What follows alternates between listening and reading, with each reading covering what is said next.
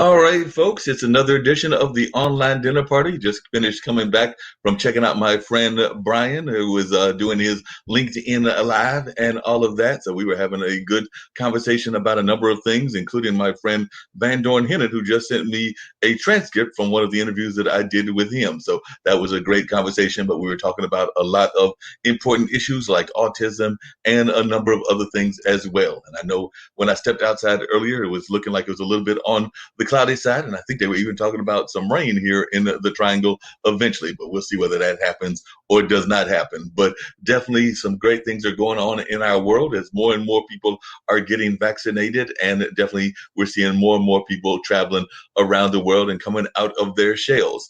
I've actually been scouring the news and seeing all kinds of interesting things going on, including an amazing young lady who has come up with her own animation character and all of that. So that's going to be the first guest that I'm going to bring on. And I've got Peaches is going to rejoin us, and we've got some others that hopefully will be coming as part of the dinner party as well. But I want to bring on, and she'll have to make sure that I got the pronunciation right, but see, Andress Jackson is joining us, and hopefully that's the right pronunciation. And she's got an amazing character that she's created and all of that. So how are you doing, Miss Jackson? Like I said, when I was seeing the news and I saw that you've got Chloe, I was like, this is just a great way to get people more engaged in travel, because we've been so cooped up in this whole COVID era. Absolutely.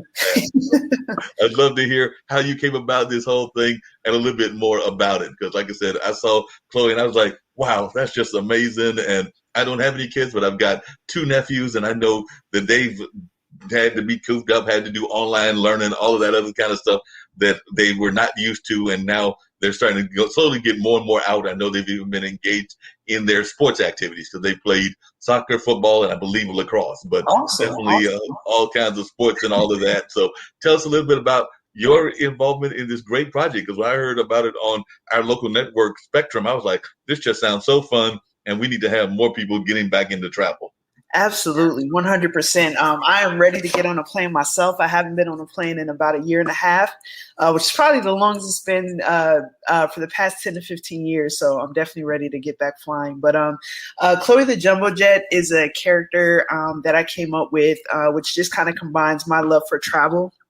I also have like a childlike fascination with airplanes. So every once in a while, the Air Force One, 747 jet comes to Greensboro and does touch and go. So I'll literally like chase it around town and get videos. So it just kind of combines things that I love. And another thing that I love is teaching children and educating children. So the goal of the cartoon character is basically to inspire kids to travel, teach them about different places in the world, inspire them to want to go there.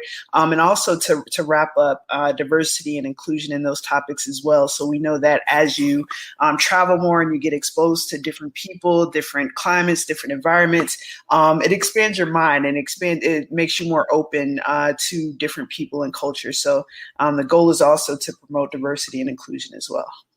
No, we definitely have to promote diversity and inclusion, and we don't see enough of that. I've even heard some friends of mine, a good friend of mine, Warren Wheeler, has actually been trying to teach kids how to fly airplanes. And unfortunately, we're not even seeing enough of the pilots coming from the Minority Society. So he's actually got a one of those flight simulators and all of that. And he's actually teaching people how to learn how to be pilots. And even if they don't want to be pilots, at least learn how to fly, maybe at some point or another, their own private jet and all of that. So were you the young kid that would literally be going to the airport? Because I remember that as a youngster, and I'm in my late 50s now, loving to go to the airport and definitely sitting there in the observation booth. And of course, I'm here in the Raleigh-Durham area, and at that time, it's a much bigger airport than it was at that time. So at that time, you could definitely see the planes coming in and all that. You can still see them coming in, but it was a different kind of experience. But I was wondering your experience and your relationships with planes.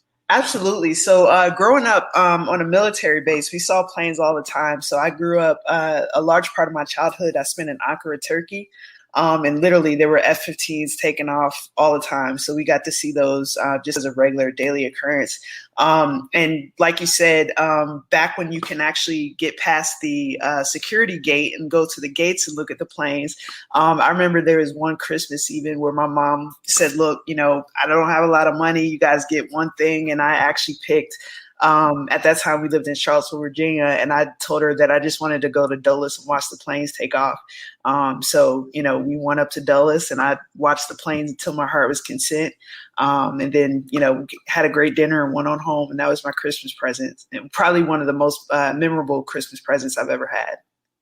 No, I definitely can relate. And by the way, I can also relate to the Anchor experience because when I was born, and this was way back in the early 1960s, my dad was actually stationed in the Air Force. So I was born here in Durham, North Carolina, but I think that at about maybe 2 or 3 months, they moved me as a young infant to Turkey. So I spent the Awesome. first So you two actually and a lived half in years Denver. of my infancy there in Turkey. So like I said, those whole baby years were not in America. They were actually there in Turkey. I Yeah. have no recollection of it. Every once in a while, some dream that I can't figure out what it is comes into my dream patterns, and I'm going like, maybe that was from when I was a baby and everything, because Yeah. it will involve animals and sometimes involve the ocean and things along those lines. But no, concrete memory of it. But what were your memories of Turkey since you were spent some of your youth there?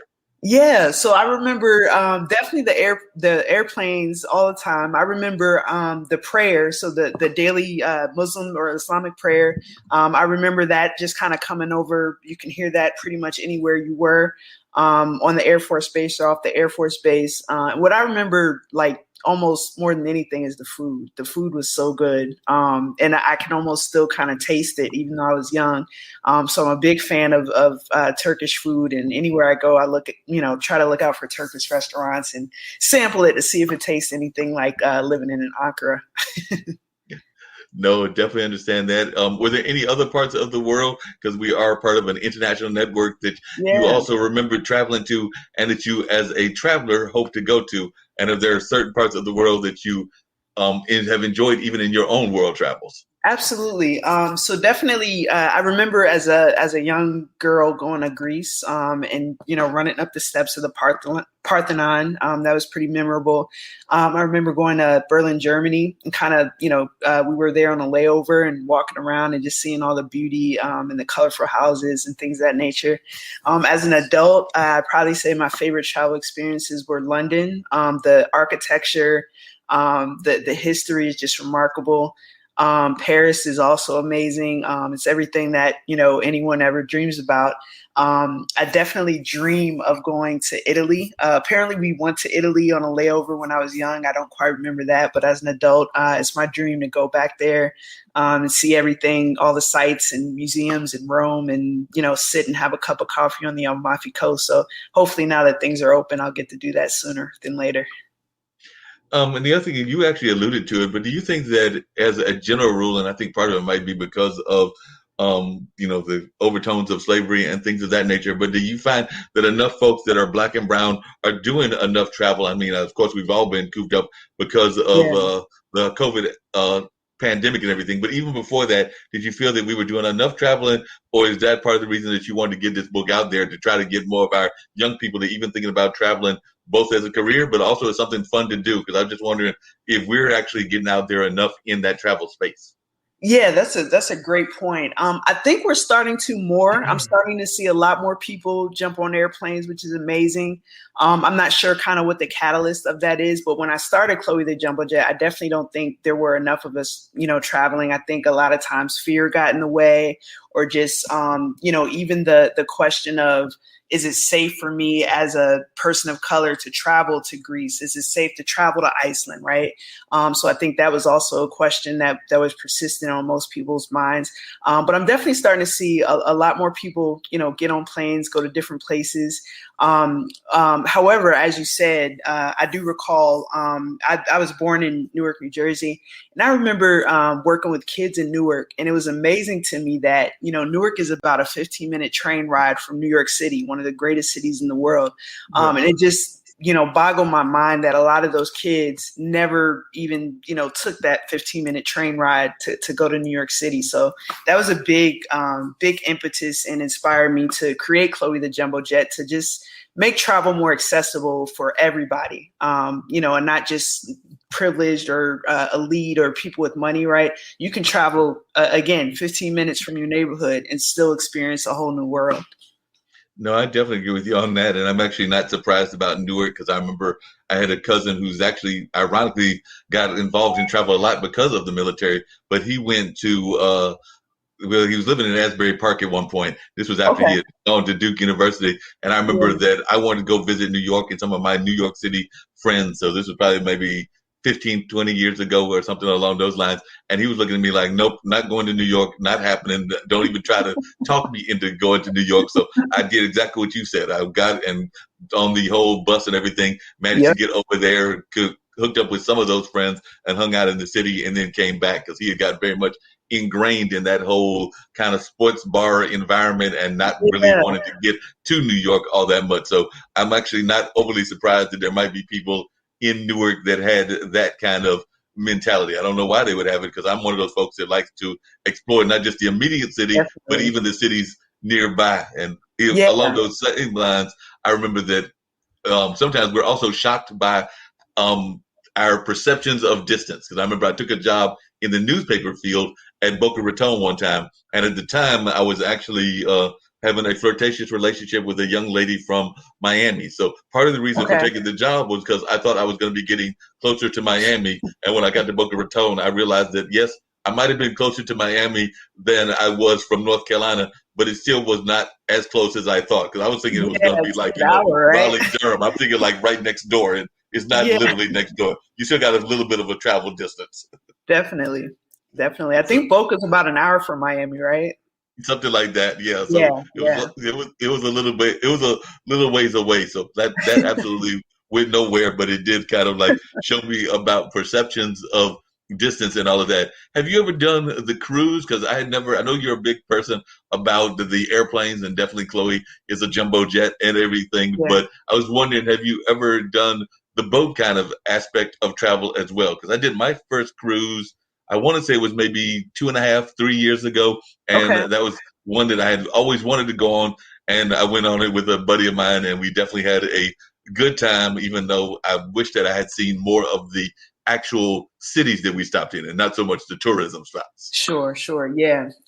So I did my first cruise about that long ago as well. It was about maybe 2.5, 3 years ago.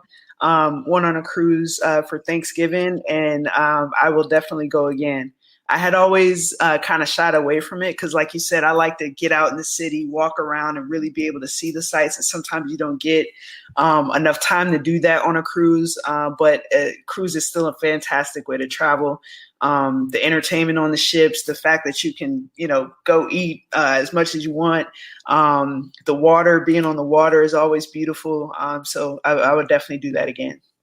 Yep, definitely. Like I said, that was something new to me, and I did enjoy the food. It was some amazing food there, and you're right, the entertainment was great. I think there was one person that was doing like a full band, and they had like that whole kind of Motown kind of sound that was there and everything. And then there was another like the dueling piano types, and I think there Yeah, might have even been a magician that I saw on that cruise as well. So there was all kinds of varieties of entertainment, even like a whole show, like the kind of Vegas style shows and all of yeah, that. So I yeah. remember seeing that and definitely enjoying some of those kinds of entertainment. Do you have a copy of Chloe with you? And also, I was going to ask you because I Mm, understand because I know folks would be interested in seeing that. So let's see that book again so folks can see what absolutely. Chloe So looks like. this is So Chloe the Jumbo Jet, Charlie's Change of Heart. So this is the newest. There we go. The newest, and it's the sixth book in the series. So each book takes you to a different destination.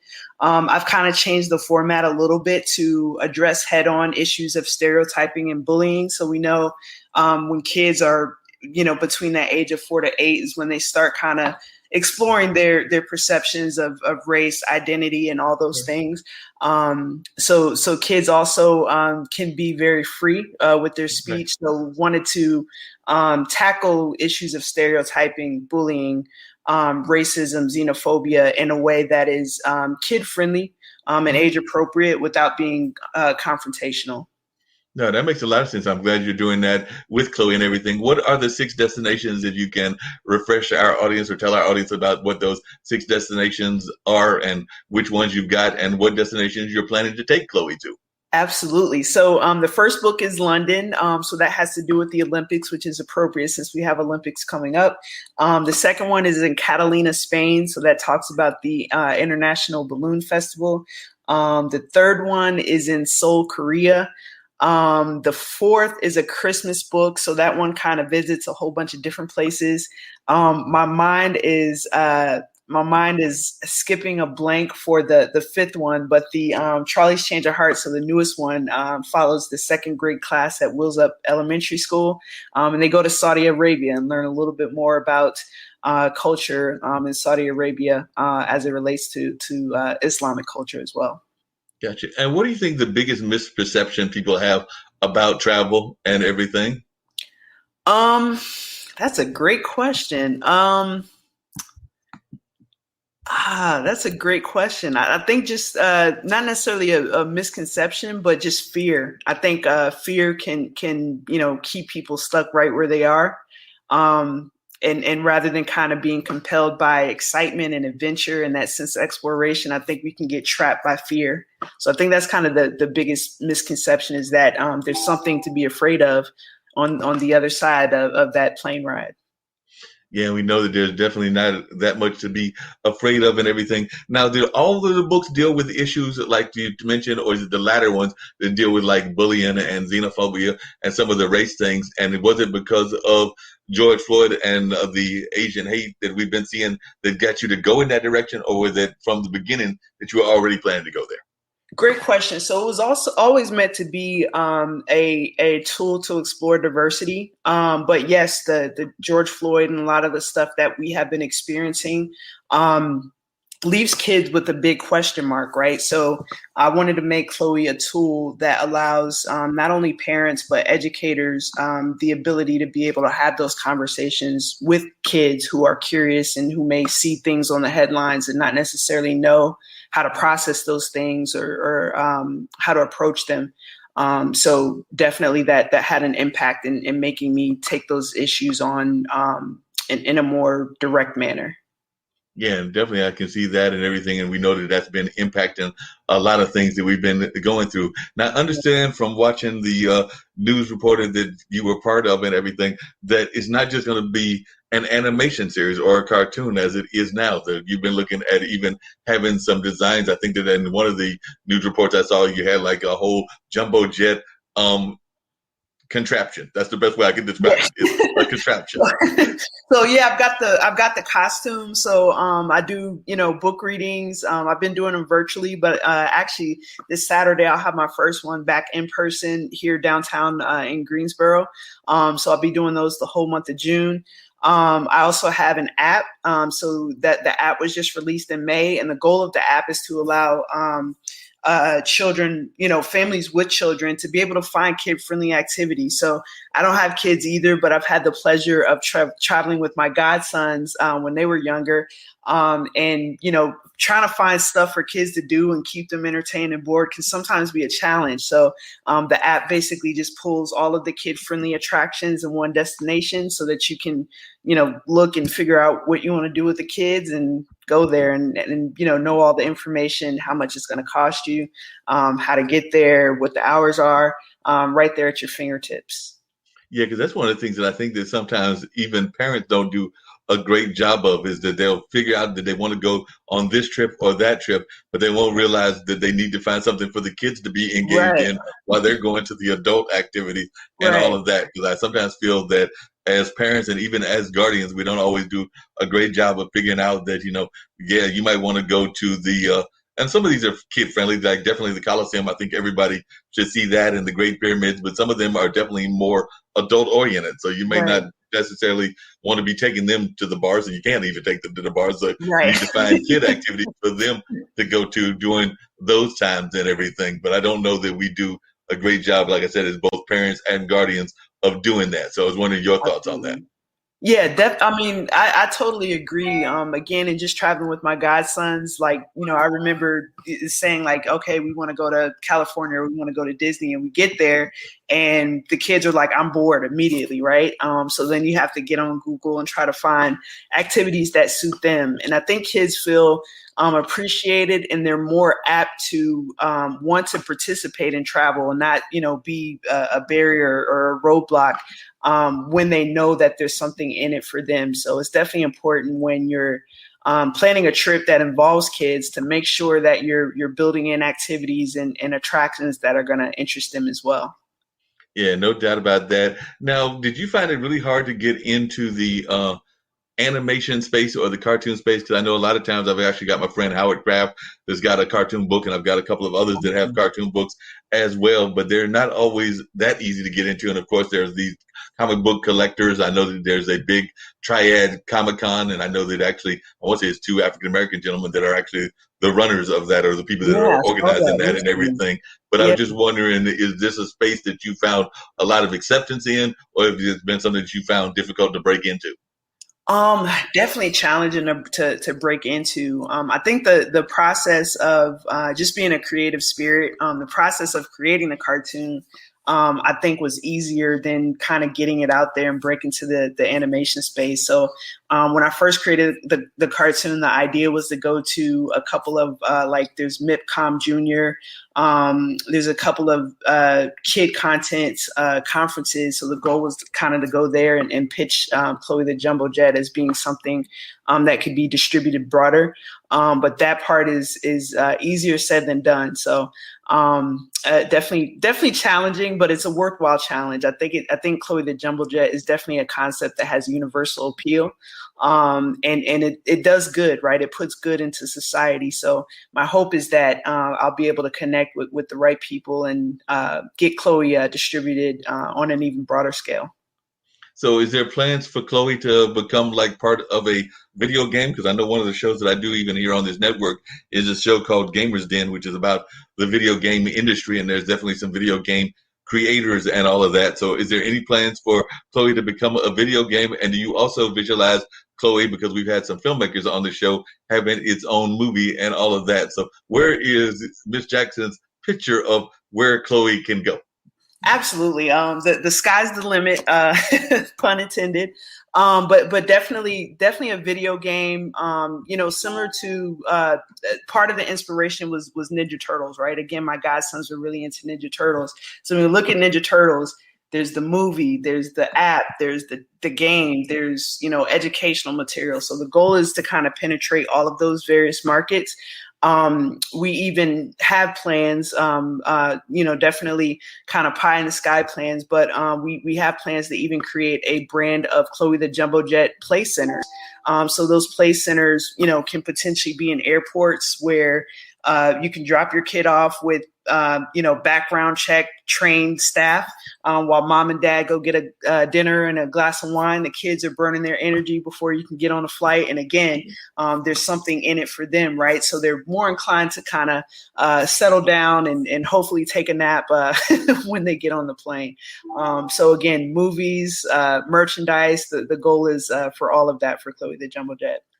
Now, you know that you're probably going to make some people mad, because I know that one of the big complaints about airline travel and just airlines in general and all of that is that some folks love the airlines, they love going on trips, but then they always see that disruptive kid, that kid that is definitely causing all kinds of trouble and all of that. So you do know that you're probably going to have some parents that are going to be going like, it's all Miss Jackson's fault because she encouraged these kids to come here and get all this play and all of that. So what is your advice for folks when they see those disruptive kids, since it's going to be you that's going to be getting them to come onto the plane? So we do know that sometimes kids can be disruptive, particularly in a confined space. So what advice would you give to folks when they're dealing with these disruptive kids that are going to be joining the plane because of Chloe the Jumbo Jet? Absolutely. I would just say, remember you were a kid once. It's real easy to kind of get in our own space and, say we're trying to watch this movie or we're trying to listen to this podcast. But I think if we all remembered we were kids once, we were probably rambunctious and, did some of the things that the kids on the plane sometimes do. It gives a little bit more compassion and empathy, not only for what the kid is going through, but what that parent is probably going through as well. And again, compassion and empathy are core ideals for Chloe the Jumbo Jet. Gotcha. Definitely. What do you think it is that inspired you and your own creativity? Like I said, I'm always curious to see how people are inspired and what inspired them. So what about life made you the creative person you are? And is it strictly in this animation cartoon space, or are you also involved in like singing and other forms of creativity?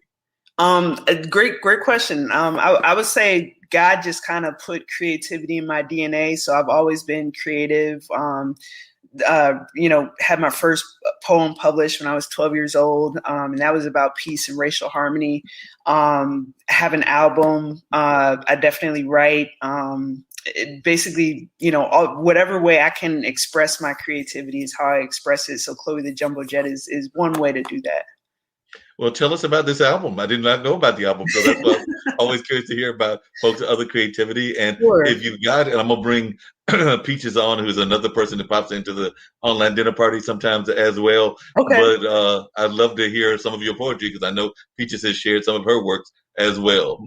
Absolutely. So the album is called For Dreamers Only. And again, being a dreamer, just wanted to create a space to kind of just dream and to allow dreamers to go on a journey that allows them to experience the ups and downs of being a dreamer. So that's what the album's about. I think it's pretty good. But yeah. And in which spaces it is? And is it in that R&B space, the gospel space, the jazz space, or is it a little mixture of all of that? It's hip hop, but hip hop with like more old school. So I'm definitely the big on words, big on poetry. So it's more of the old school kind of hip hop with feeling and with meaning and message. Well, we love that message kind of hip hop. I was a big fan of people like definitely, some of the earlier days of rap, like The Messenger and all of that. It definitely had some serious hip hop message to it in terms of talking about politics and all of that. And sometimes I think that we got away from that in the hip hop era and all of that. So I wish we'd get more of that message oriented kind of stuff. But I'm here in North Carolina, in Durham to be exact. So Ninth Wonder still does some of that messaging kind of songs, as do some of the other parts of his tribe. Yeah, Little Brother, and absolutely, yeah. I'm impressed with North Carolina hip hop. J. Cole's another one. I think they always come with again that soulful feeling and good lyrics and a good message. Yeah, definitely, and that's what we need more of. I would agree with you on that. The whole concept of Chloe, like I said, I was going to bring Peaches in as well, but the whole concept of the Chloe, where did the name come from? Because, like I said, I don't think that would be the name that I would come up for a jet. Because, like I said, most people would probably be trying to think of J names for jets or things that would have a rhyme. So I don't know where Chloe came from. So how did you come up with the name of Chloe for the title of the jet? So that's funny. There's actually a really, really funny story that goes with that. So my mom is in real estate, and at the time, she lives near the Atlanta airport. So I was living in Atlanta as well. And I remember just kind of riding around with her, scouting properties, and we saw the Korean Airlines jet, which is, that teal blue. It was going up in the sky, but it was, we're used to seeing planes take off all the time, but this jet was just so big and so pronounced that we just kind of watched it, and it was going really slow. So, we just kind of watched it. And then the next day we were driving again in that same area, and we saw that same plane take off again. And for whatever reason, she was like, "Hey, there's your plane." And I go, "Chloe." And she goes, "Did you just name the jet Chloe?" And, we just kind of chuckled about that. So for the next couple years, we both traveled for work. We would see the plane and say, "Hey, I saw Chloe today." And then one day I was just like, "You know what? That sounds like a cartoon." And off it went. It sounds like it went off, and it went off in fine fashion and all of that. And definitely, this almost sounds like people, when they are kids, they look up at the clouds and find all kinds of images up in the clouds, because they'll look at the clouds and they'll be like, there's a castle or there's a whole village or whatever. So I'm imagining that you were one of those kids that was doing that in your creation of imagination. So you're probably looking at the clouds and making whole stories about them, just like you did with Chloe as well. Absolutely. Yes, definitely. So do you have any of your poems? I know that I did not tell you or warn you that I might ask you to, or do you have any off the top of your head that you can share with us and all of that? And then I'm going to ask Peaches if she's got any thought about travel, because like I said, she was a guest last week and said she'd love to come back and everything. So I was going to see if she's got any thoughts about travel, but definitely, what are your, do you have any poems that you know of yours off the top of your head or that you have access to? I'm trying to think of one off the top of my head. I am wholly unprepared for that. No problem. Have to come on again and recite some poetry. We would love for you to do that for sure and everything. Why don't you maybe give us just a passage or a little bit of Chloe? Because, like I said, Chloe Okay. is a book, so maybe you can give us a little bit of what that's all about as well. Absolutely, for sure. So I'll read the first couple pages. So Chloe the Jumbo Jet, Charlie's Change of Heart. It was another sunny day in the town of Wheels Up. The second graders at Wheels Up Elementary School were playing basketball at recess. The boys were playing against the girls. The girls were winning. Afia had just made a basket. All right. Charlie got so upset that the girls were winning, he began to say mean things to Afia. Girls from Saudi Arabia can't play basketball. You aren't even allowed to show your face. Afia became very sad. She began to cry. Afia moved to the town of Wheels Up when she was 4 years old. Sometimes Afia had a very hard time fitting in because people didn't understand her culture. So then you see how that kind of sets up for the class going to Saudi Arabia and learning more about the history and the culture and even fun things for kids to do in Saudi Arabia. Then Charlie and Afia, not to spoil the plot, but they become friends at the end. Well, that's great. Yeah. So, Peaches, what's your thoughts about travel? You're seeing that Ciandras has definitely written this amazing cartoon book and everything, and I don't know how much.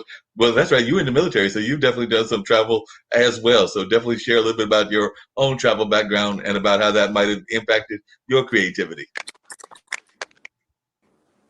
Well, I can say I haven't traveled as much as this young lady has, but certainly in the past I did some traveling. I think traveling at this point would be a good idea for people because we are coming into a post-COVID era, and a lot of people have been cramped up and cooped up and frustrated and isolated. Depression is a big part. People couldn't reach out to family members, couldn't even touch people they love. So certainly, I think a lot of people are going to have that release of getting out to travel. So I'm all for it because I have grandkids I haven't seen in a while, and I certainly would like to kind of get out and breathe new air. Not the air that's just in your home or the air in the grocery store that you've been going to, trying to scramble around to get food and get back home, but another air. That's right. If that makes sense. But yes, travel is a good thing. I think a lot of people are already planning. No, definitely. How did you cope, Ciandras, with this whole COVID era and everything? Because I know a lot of people were coped in the house. You mentioned your mom was in real estate. I was actually surprised because I actually served on a couple of boards, and I was surprised at how well certain aspects of real estate did during the pandemic. Some of it was like some of the more corporate stuff, but there was some other neighborhoods that did well also. So I was actually surprised at how well that industry did, because you oftentimes don't think of that as being a recession or pandemic-proof industry, but apparently it's proven to be so far. But I was just wondering how you cope with COVID and how some of your observations about this whole pandemic. Sure. It was definitely challenging. I live alone with the exception of my cute little Yorkie puppy down here. So it was certainly challenging. But I use it as an opportunity to again just dive into creativity. That was how I got through it. I created a pod of people that it was safe for me to be around, people who didn't go out too much. So that was my people contact. But mostly what got me through it was the ability to be creative. So projects like Chloe the Jumbo Jet, a nonprofit that I have, music, all of those things allowed me to. Again, I think Peaches said the right word, release, right? Some of that frustration and just pent up anxiety. Well, tell us about the nonprofit, because actually my mom came out of that nonprofit space. She ran the Golden Leaf Foundation for a number of years. And I've got another friend that's actually getting ready to start a foundation that's going to deal with autism and those that are in the disability challenge kind of space and all of that. So she's actually going to be trying to start a thrift store where they will be able to work and do all of that. So I'd love to hear a little bit about your nonprofit, because definitely, like I said, my friend Crystal is starting her nonprofit here, Real Life Works and all of that. But I'd love to hear about your nonprofit. So what is the nonprofit and what is the target audience or cause of that Sure. nonprofit? And I would definitely love to hear, more about that. I'm passionate about people with different abilities and especially autism. So my day job is I'm an IT consultant. The Be Great Foundation is an organization that I started to be able to get more minorities into STEM careers and businesses. One of the main things that we do is provide scholarships for middle school and high school students to be able to attend STEM camps and certification programs. A lot of those times, those programs are cost prohibitive. They range, anywhere from $250 to $500 up to $1,000 a week to be able to learn some of those skills of the future. So our goal is to provide funding for kids from marginalized backgrounds to be able to participate and to awaken their genius, as we say, to STEM. And that's actually something that I know a lot of people have been working with, because there was actually a young lady that was on one of our shows sometime back, Stephanie Espy, that has a program called GEMS, and she's been doing a lot of work about trying to get more minorities, and particularly women minorities, into those kind of fields around IT and around engineering and a number of other things. So what was your own experience like working in that space? Because I do agree, and actually one of our co-founders, Kim Calhoun, comes out of that engineering space, and she oftentimes talks about the not having enough, particularly women, but because she's a white woman, but also minority women in Right. that space. So I was just wondering your thoughts about how we're doing and what you would like to see happen to improve that. Sure. I think we're doing better. I'm starting to see more of us definitely in STEM fields. When I first started about 15 years ago, few and far between. There were so many times where I walked into, especially in consulting, where I walked into rooms and I was definitely the only minority and definitely the only female. So just kind of in questioning, why is that? A lot of times it's just lack of exposure, lack of opportunity or accessibility. I would like to see, not that everybody has to go into STEM, but would definitely love to see kids who have that natural aptitude or that interest not be limited by environment or socioeconomic conditions, and be able to be future engineers, future doctors, future tech gurus and entrepreneurs for sure. And even tying the whole thing to the animation as well, I'm sure that you would love to see more future African American and Latin American pilots as well. Because as I referenced earlier, we've definitely been seeing a decrease in those. I think there's even been a decrease in the amount of African American like flight attendants as well. Right. So definitely that seems to be something that we need to be trying to encourage more people to actually learn about flying as a career and not just going as a passenger, but also as a career as well. So is that something that you're hoping to bring into Chloe in the future, where Chloe might also be dealing with some of the job aspects of flying and the job that exist in that industry? Definitely, that would be great. You mentioned a game earlier, and I'm just kind of kicking around some ideas for what a Chloe game would look like. But a flight simulator, would be one of those things that might be interesting to bring into the Chloe the Jumbo Jet experience. Again, the kind of there's a coffee shop I hang out, and they play a lot of flight simulator games, and people will get really interested in that. So that's really a way to awaken an interest in flying to kids. So I definitely can see that in the future for Chloe as well. Yeah, definitely sounds like Chloe's got some great future and definitely some amazing things going on in that regards. I did want you to hear a little bit about what Peaches has got going on, because she's in that same space as you and everything, being a performer and also being a in that poetry space and all of that. So Peaches, I know we did it last time, but if you can share with Miss Jackson a little bit about your background in the creative space, and who knows, maybe y'all could even work together, even though y'all are in different parts of the United States. Definitely. Well, I was just thinking I would like to connect with you if you're interested. You're like, we're on a journey. First and foremost, congratulations. I should have said that. I was going to say that when we introduced on your book, because I think it's fascinating and great for the kids. And I can see all the visionaries areas that you discussed about taking it, the app and everything you talked about. So congratulations on that. For me, I'm an author. I've been writing books, and my author writing sort of shifted. My first book is now a trilogy called Okay. Jenna Parker, The Final Resolution now includes all three books.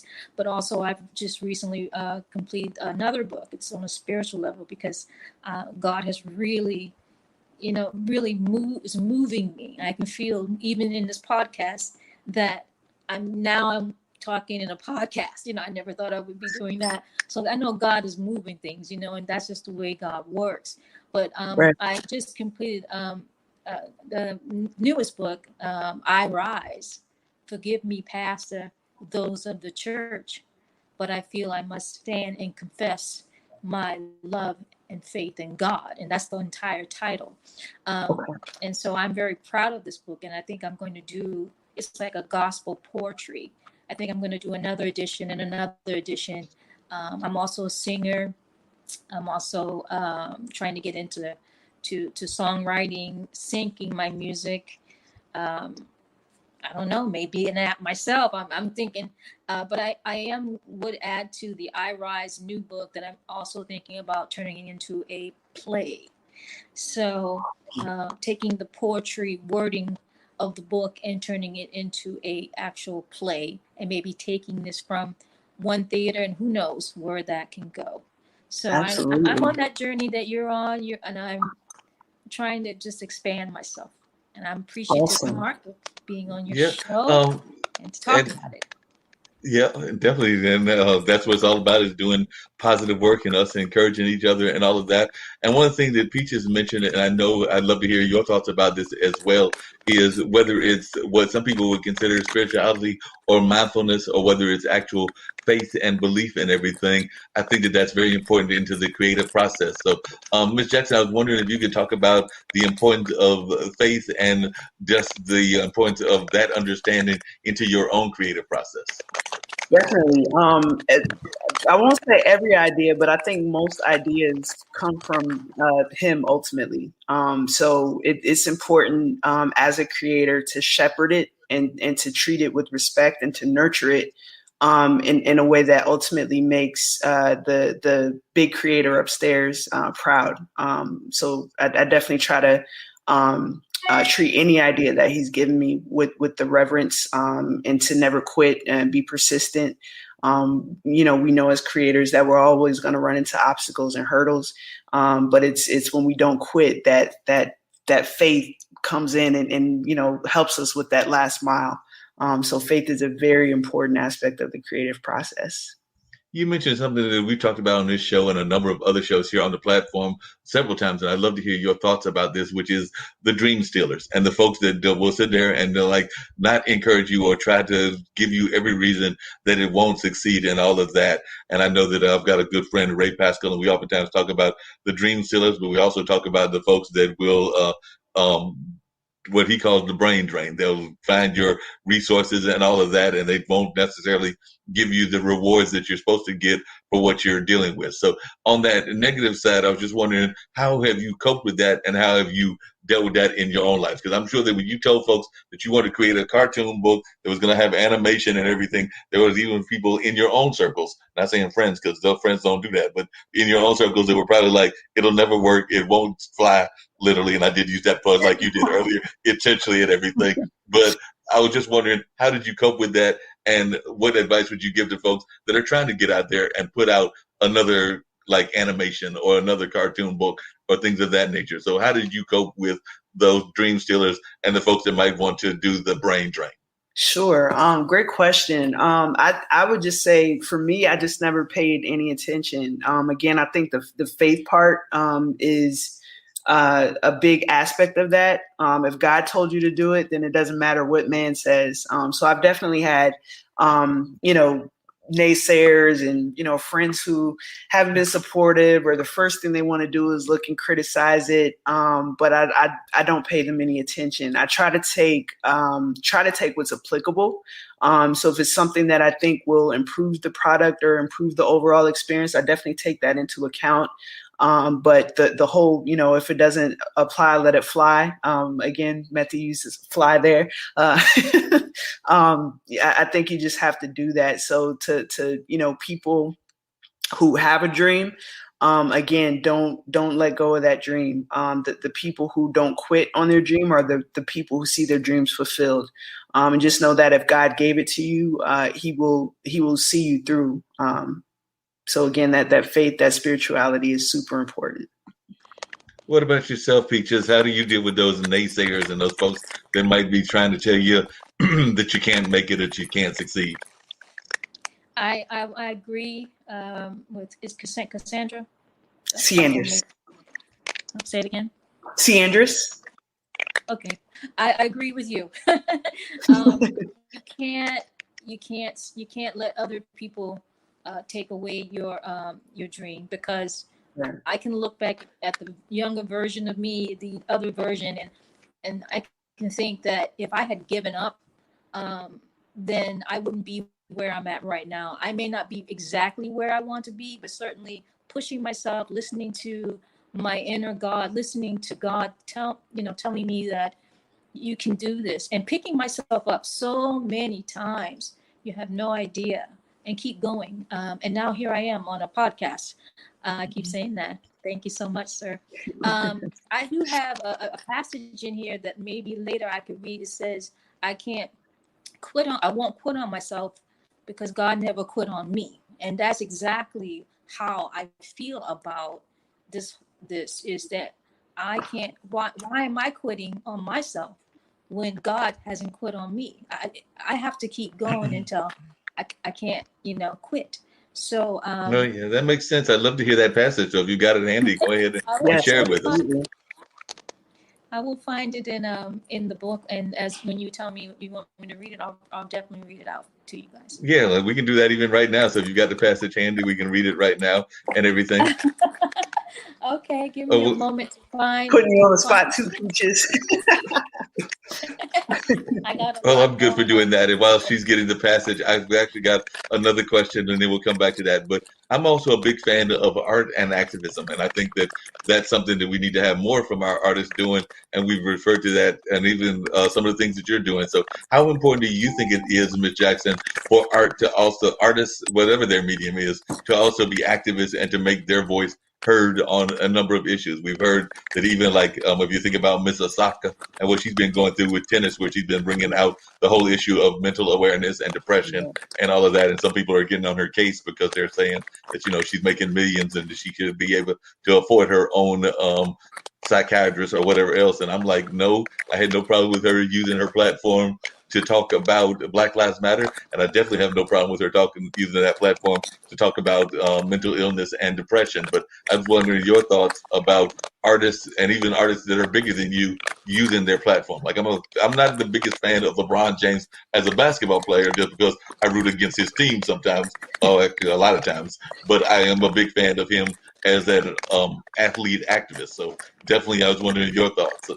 Definitely. So I feel the same about LeBron. We obviously know you can touch him with your finger and he'll fall over and flop. But as an activist, he's incredible. I think whatever platform you have, whatever talent God gave you, it's our responsibility to use it to make the world better. So in that regard, I think that art and activism are inextricably linked.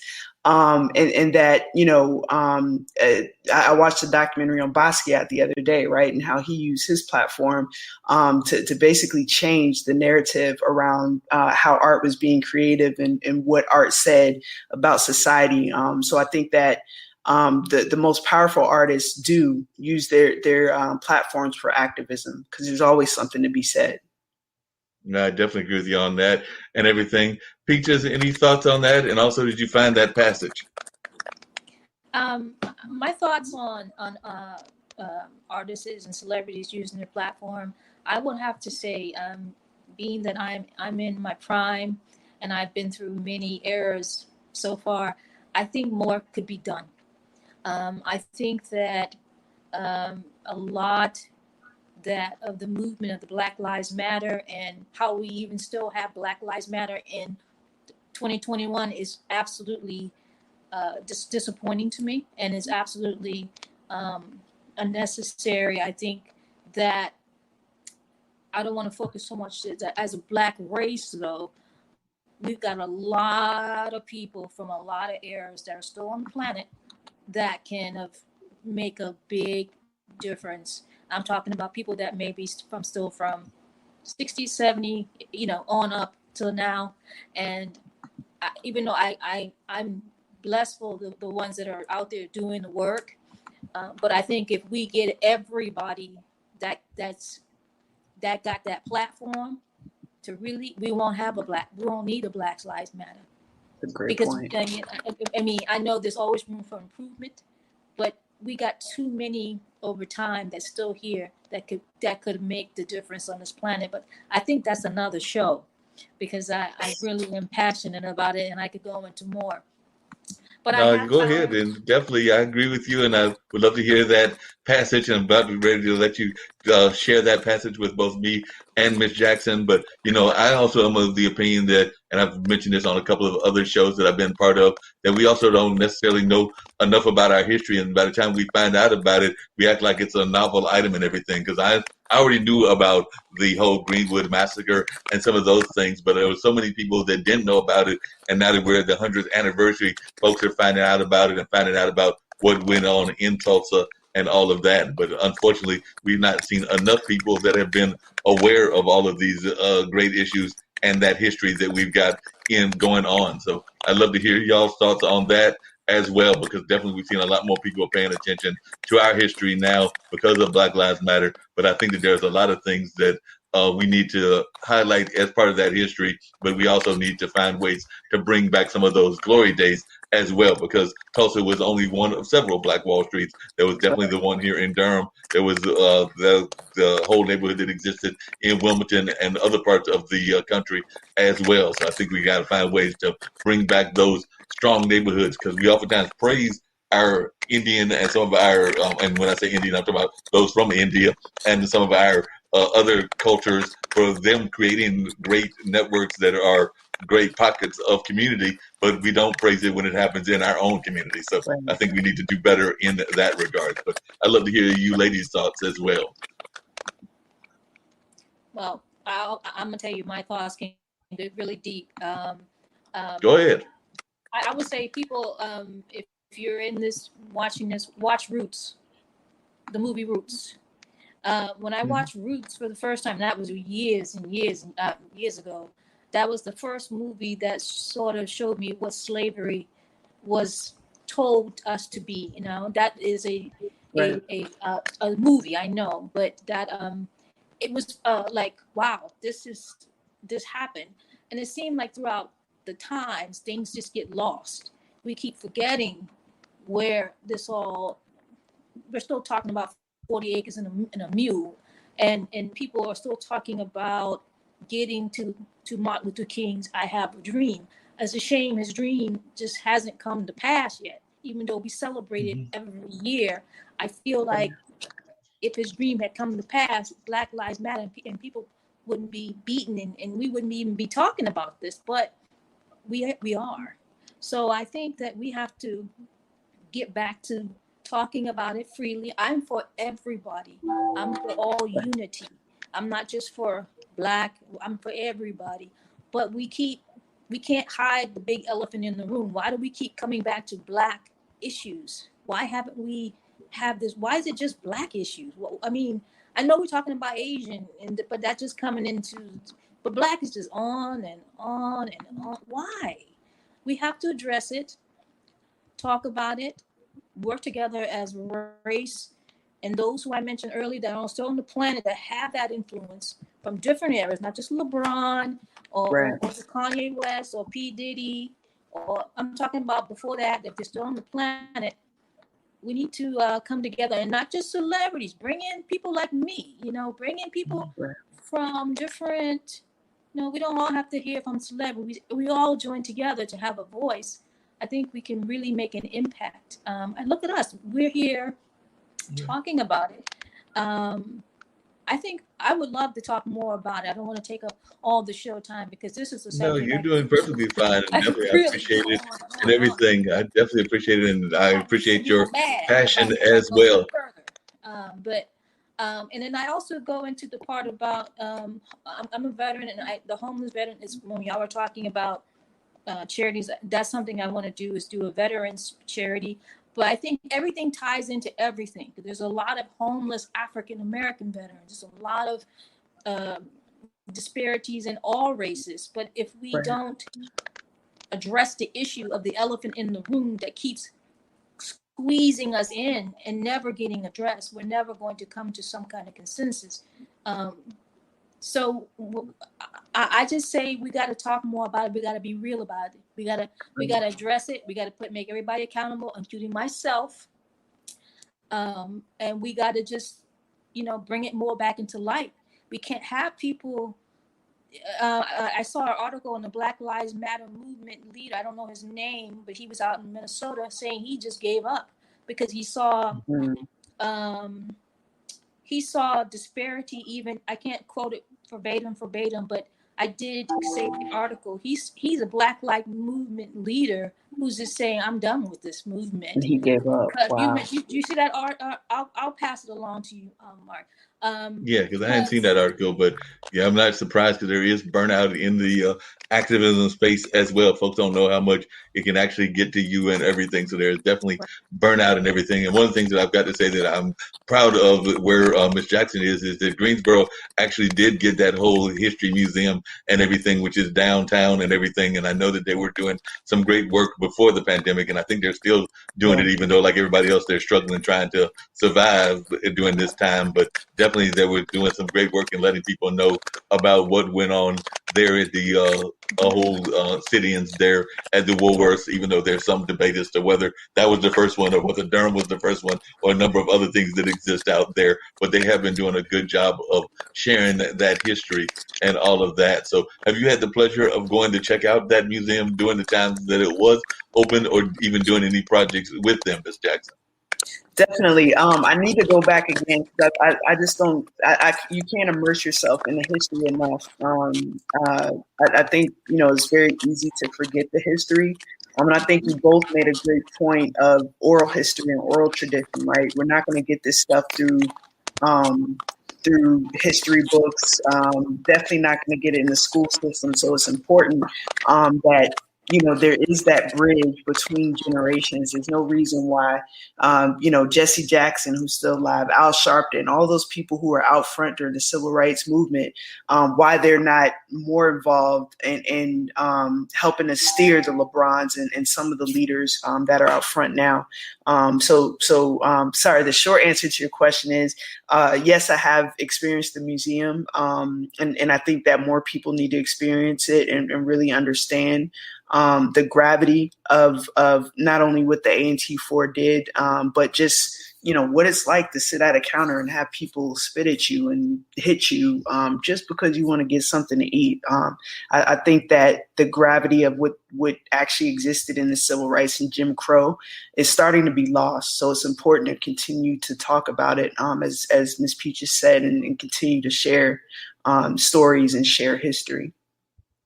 No doubt about that and everything. What is one of the things that both of you have found hardest? I mentioned the dream stealers, but just in terms of your own creative careers and everything, what has been some of the misconceptions that people had about being a creative, and also some of the roadblocks that you have felt in your own career? So I'll start with you, Ms. Jackson. Outside of the ones that we've mentioned, what are some of the other roadblocks that you've had to face, and how did you cope with them? And also, what are some of the misconceptions that you feel people have about creatives in general? Sure. I think people try to, the biggest thing is putting creativity in a box, right? So, yes, I may work on an album this month, and next week I may be working on a children's book, and next week I may be working on something that's completely unrelated, right? Because creativity doesn't have limits. So I think that the biggest misconception, I've had to deal with is, just from a naysayer standpoint, oh, what is she up to now? What is Candace doing now? Or this is another project. But from a creative standpoint, I don't think you can put creativity in a box. It comes out however it comes out. And, I definitely think it's important for creatives to kind of understand that you don't have to limit yourself. Yeah, I agree with you on that. Peaches, still waiting. So you got the passage ready for us now? I do. And it's titled, I Will Not Give Up on Myself because God did not give up on me. Lord thy God, I come before thee with all my troubles, revealing all my vulnerabilities. I shall fall to my knees to release myself from all my sins, asking for your forgiveness. I shall repent, Lord thy God. I seek your mercy and I trust in you, Lord thy God, to carry me through to better days. I know your light is installed within my soul, that I, Lord thy God, is not a perfect being, yet I know I can do better. I will not give up on myself because, Lord thy God, you never gave up on me. Lord, you never gave up on me. Even when I felt the urge to lay flat, never to move again. Lord, you did not allow that. You moved my spirit. You said, get up, move. There's no time for you to lie flat. I hear you, Lord thy God. I know I must use the gift of your light, Lord thy God, to lead me out of this dark place I find myself in, that there is no time for self-pity. There's no time to stall or hinder myself. That there is no time to forget the strength that you gave me, Lord thy God. I hear you, Lord thy God. I feel your power, Lord thy God. My spirit is lifted by your glory, Lord thy God. I will not give up on myself because you never gave up on me. You, Lord thy God, can part seas. You, Lord thy God, can move mountains. You, Lord thy God, can create everything and show us your power that you are Lord thy God. I will not give up on myself because you, Lord thy God, never gave up on me. I will proceed forward, for you, thy Lord thy God, is King. Amen. Yeah. That reminds me. I love that. That reminds me of the Psalms of David, the voice in which he's spoken. I love it. It reminds me of the song. Beautiful. Well, the book is, I don't know if you guys can see it. I rise. Forgive me, Pastor, and those of the church, for I feel I must stand to uh, to stand to confess to my love and faith in God. I get so riled up. I just and I feel like I'm going to turn and try with the strength of God to adapt this into a play, because That's those awesome. what you said earlier are the words that pour from my soul during the time of the pandemic, when I was at my loneliest point, the most depressionist time of my life, and I felt very deeply sad. And I think that sadness, God just came and said, you're not alone. I'm going to give Yeah. you these words. These words are going to be words of songs. And I just started to write and write and write. And now I want to do more with it, like you're doing. Yeah. I want to do more with it. That's And awesome. speaking of folks doing more, we love having the dinner party and the amazing guests. So I'm going to bring Nick into the room as well. And Nick's going to share a little bit about the things that he's got going on also, because we've got all kinds of amazing people. We've got Peaches, who is a singer, songwriter, and also doing a lot in the creative space. And then we've got Miss Jackson, who's right next to me and everything, who has written this amazing animation book that deals with us doing more travel and all of that. So Nick, share a little bit about what you've got going on. And definitely we've connected through a lot of the different platforms, but I'd love to hear some of the things that you're involved in as well, including the fact that you got your own line and everything. So definitely share with us a little bit about what you've got going on. You're on mute. My bad. How you guys doing? My name is Nick. It's a pleasure to be here. I just want to say, Mark, thank you for having me. Clandris it is, right? Clandris? C. Andrews. Seniors, I'm so sorry about that. No Seniors, problem, Nick. teachers, definitely a pleasure to meet you guys. Hope you guys are doing great today. Hope Pleasure you're to be here once again. So a little bit about me. I'm 25 years of age, Boston, Massachusetts.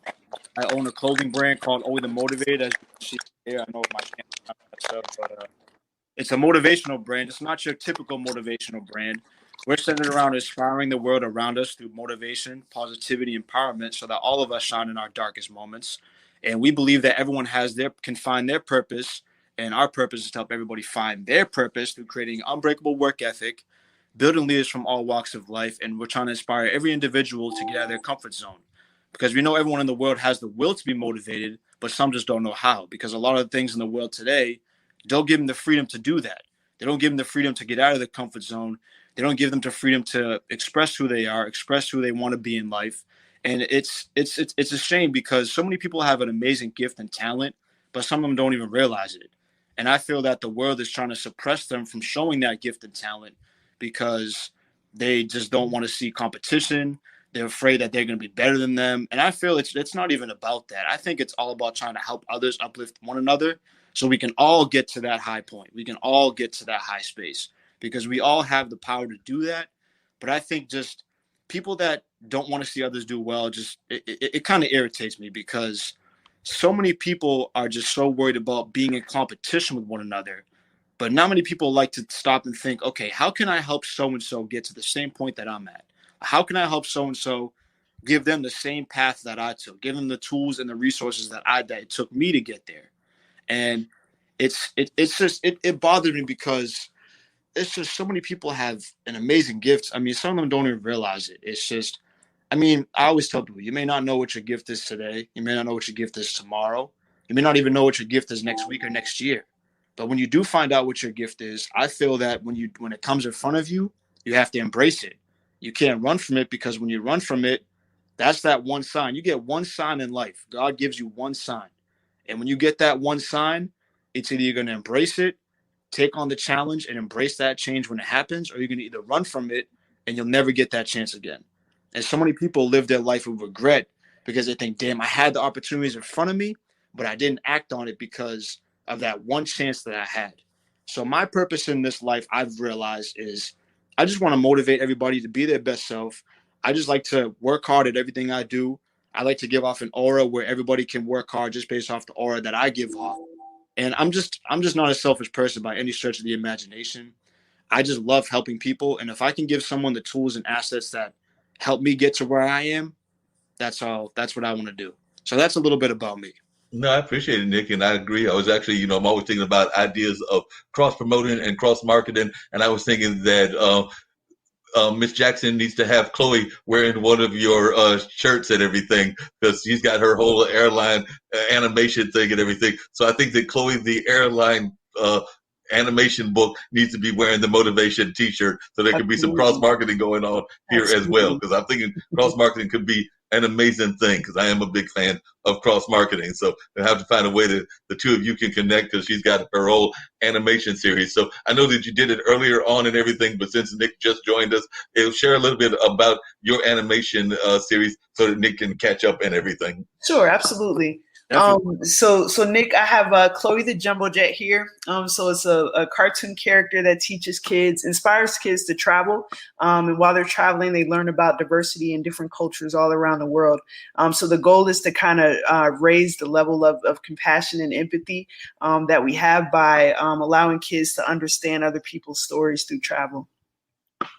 Wow, that's amazing. Honestly, I've always wanted to write my own book, but I never knew where to start. So just you saying that kind of just made me think, all right, I've been putting this on the back burner for so long. So you actually just gave me a thought and idea. So I definitely appreciate it. I'll help you through it. I never knew how to do it. And like, I don't know many people who wrote books because not many people aren't really in that field. So I think just hearing you say that is like, it kind of gives me like an open imagination. Like, damn, I need to start writing my own book.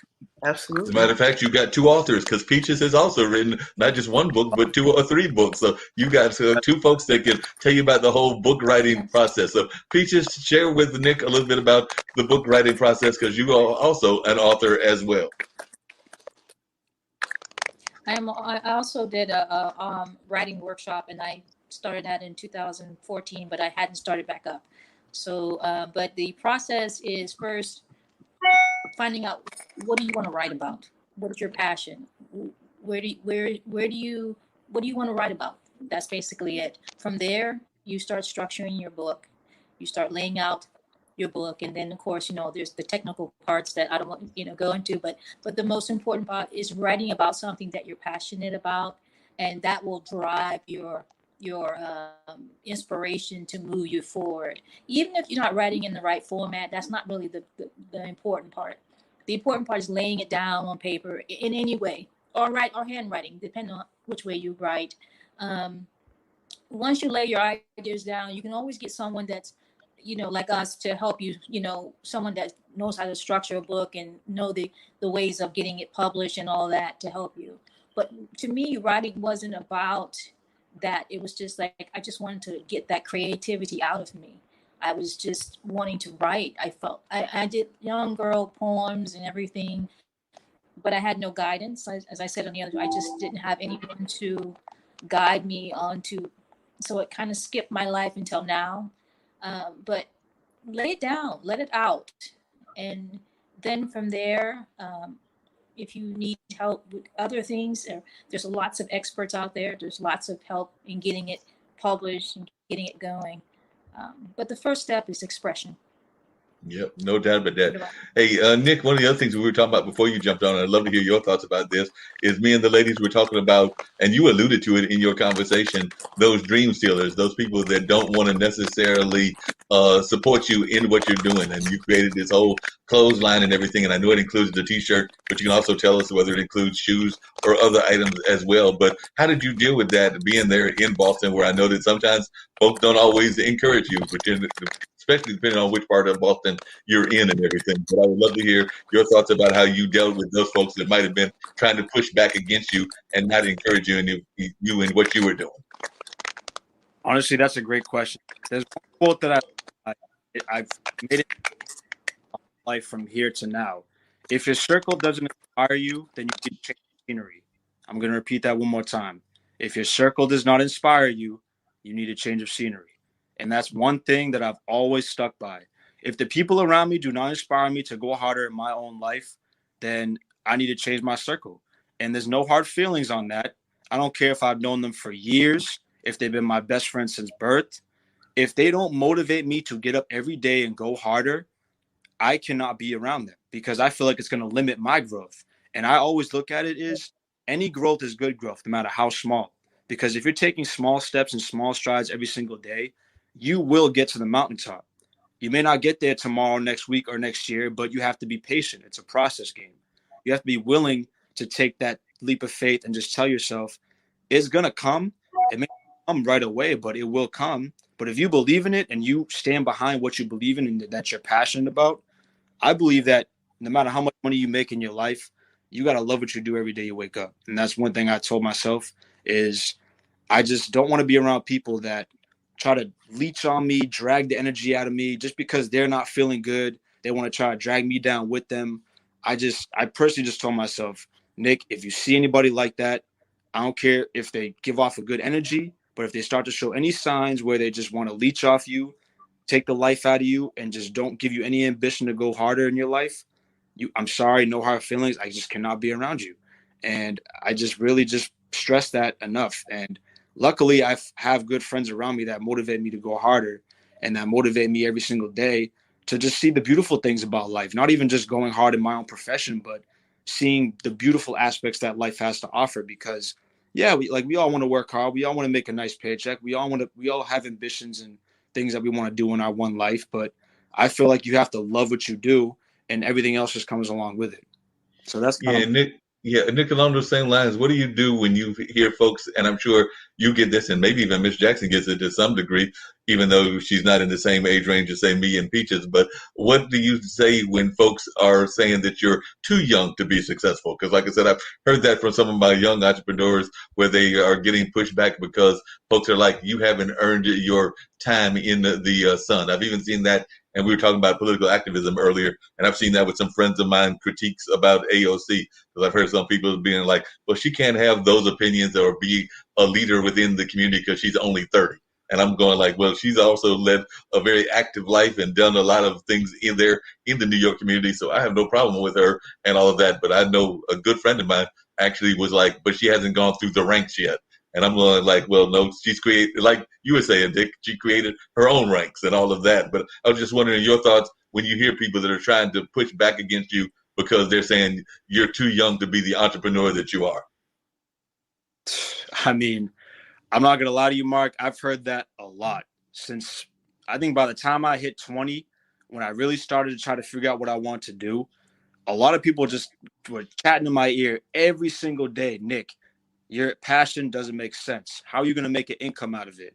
And I'm like, just because you don't see the passion that doesn't mean that I don't.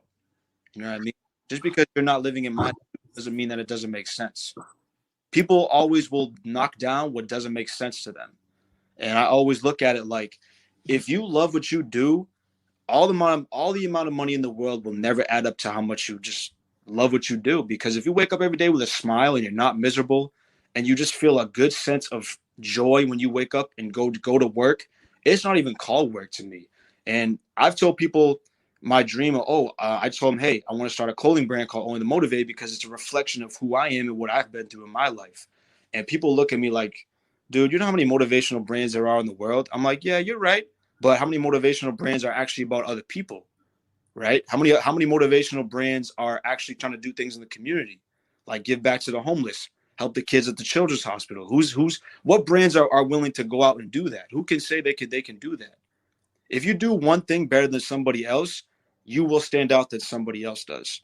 It doesn't matter. Like that's like saying if so-and-so, the doctor is one of the best in the state, but then so-and-so is the best in the nation. You know what I mean? Like, as long as someone is always going to do something better than you, but again, it's not a competition. It's about how much value you can earn and give to the world around you. And people look at it like, yeah, I have a motivational brand, but who wants to know the person behind that's running the show? I want people to know the real Nick. Like, okay, this is the person I'm actually buying clothing from. Now it makes me want to buy it even more because they see how authentic and organic and real that he is. It doesn't even matter about only the motivate on a t-shirt. It matters about how much authenticity is behind how much he speaks and who he is as a person. So to me personally, age doesn't mean nothing when it comes to entrepreneurship, man. It really doesn't. If you have the right mindset and you surround yourself with the right atmosphere and environment, you can thrive at all levels possible. And that's just how I personally look at it. Not usually. I'd love to hear Miss Jackson's take on what you just said about your brand and everything, because I saw her smiling and nodding. And by the way, this isn't your average dinner party. I know that sometimes pets are not allowed at dinner parties, but we totally love pets. So Yorkie can show up. You can even introduce Yorkie and let us know who Yorkie is and everything, because we definitely believe in letting even the pets have their moment in the sun as well. So this isn't your standard dinner party. Awesome. He was going to start barking, so I had to pick him up. But this is my baby, Wahoo. Say hey, buddy. Hey.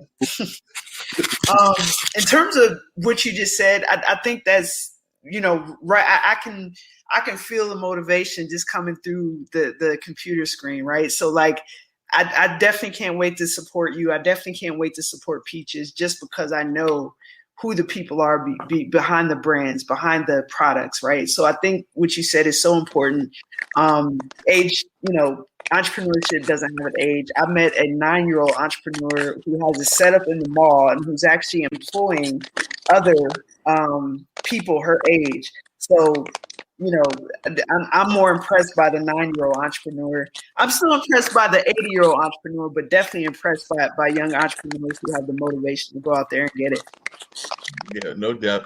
Hey, Nick, and then I'm wanting to hear what Peaches thoughts about your brand is as well. But just one real quickly, tell us about the brand and specifically what it is and what items you have. Like I said, I know the T-shirt. And by the way, both Peaches and Nick, I met Miss Jackson. I met Miss Jackson because I watched TV news and saw her on Spectrum, but I met the two of y'all through Clubhouse. So definitely Clubhouse, give them a big shout out and all of that. So definitely that's how I met Nick and the Peaches as well. But definitely, Nick, share a little bit about the brand and everything. Of course. Shout out the two queens in this room. Without them, honestly, I can feel that too. They're just as important as me being on here. It's just a privilege to be with them. But yeah, we have t-shirts, hoodies, we got sweatshorts, we got sweatpants, we have masks, we have like custom car decals. Right now we're working on trying to get dad hats, we're trying to get crew necks. So I mean, we're trying to expand our color range. I'm wearing the black one right now, but we have red, navy blue, olive green. We're trying to go into burgundy. We're trying to just give different flavors because I know people like flavors. They don't like always the white and black standard color shirts that everybody has in a clothing brand. That's like the two name colors in every brand. But yeah, honestly, like I said, we're tailored toward all walks of life, no matter what profession you are or what profession you're in or what career path you decide to take. Everybody's motivated in a sense. When you wake up today, like Mark, when you woke up today, you told yourself, I'm motivated to do my radio show every single day because this is my passion. This is what I love to do. And everybody that's on this podcast right now, you're motivated to be here. It's just second nature. Like I came on here because I'm motivated to push my brand out, push out who I am as a person. And I think getting to know people on a personal level is just as important as a business level because you got to get to know the authenticity behind the person that's doing it. And I think that's just as important because people look at it like, yeah, like building business connections is great, but don't you want to know the personality behind the person that you're speaking to? Don't you want to get to know that person? Like you could build a friendship with that person. It doesn't have to be just always business. But then someone told me today, they were like, oh, but you don't want to be best friends with your customers. I'm like, why not? Why don't you want to be best friends with your customers? That keeps them coming back, if anything. You know what I mean? Because now they know that, okay, I've actually got to have a real conversation with Nick and I know what he's about.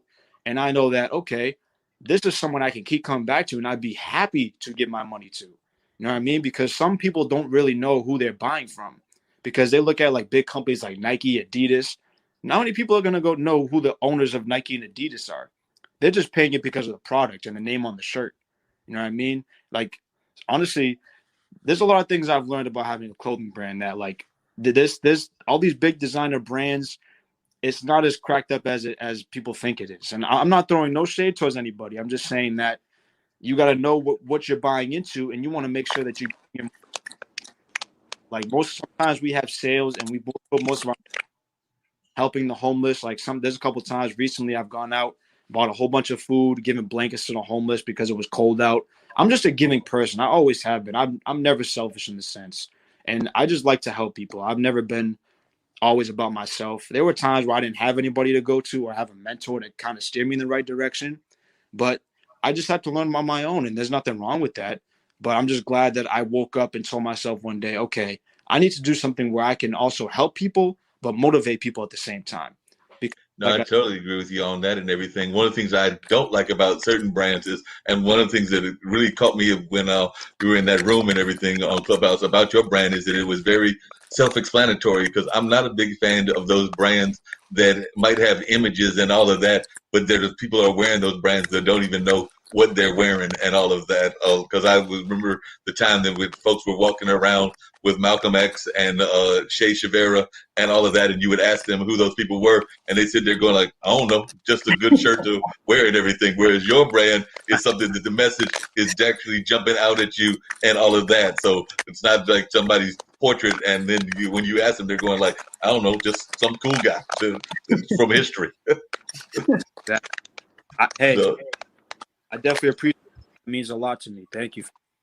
Oh yeah, no problem at all. One of the things I was going to ask you both is, June is in a couple of weeks, and like I had mentioned, I don't have any kids, but my brother does have my two nephews, and definitely the major figure in my life was both my dad and my mom, and both of them are still living. So I'm fortunate to have both of them in my life even right now and everything. But Father's Day is this month. Mother's Day we just came out of and everything. So I'd love to hear from all three of you the importance of parents and the importance of guardians if you didn't have a parent in your life. So I'll start with you. You had mentioned earlier about your mom and her being a real estate agent, and it sounds like she's been very supportive of the things that you've been doing. So, Ms. Jackson, I'll start with you, then I'll go to Peaches, and then I'll hear from Nick as well. So, definitely, if you could share the importance of having that guardian figure in your life. Absolutely. It's it's responsible. We're a direct reflection of who our parents were, whether they were there, whether they were absent. Sometimes, even an absent parent, right, can influence who we are. But I'm definitely lucky to have had, my mom has been super supportive since I was young. She's always encouraged my creativity, my expression, hasn't tried to limit it in any way. And I, definitely give her credit for where I am today.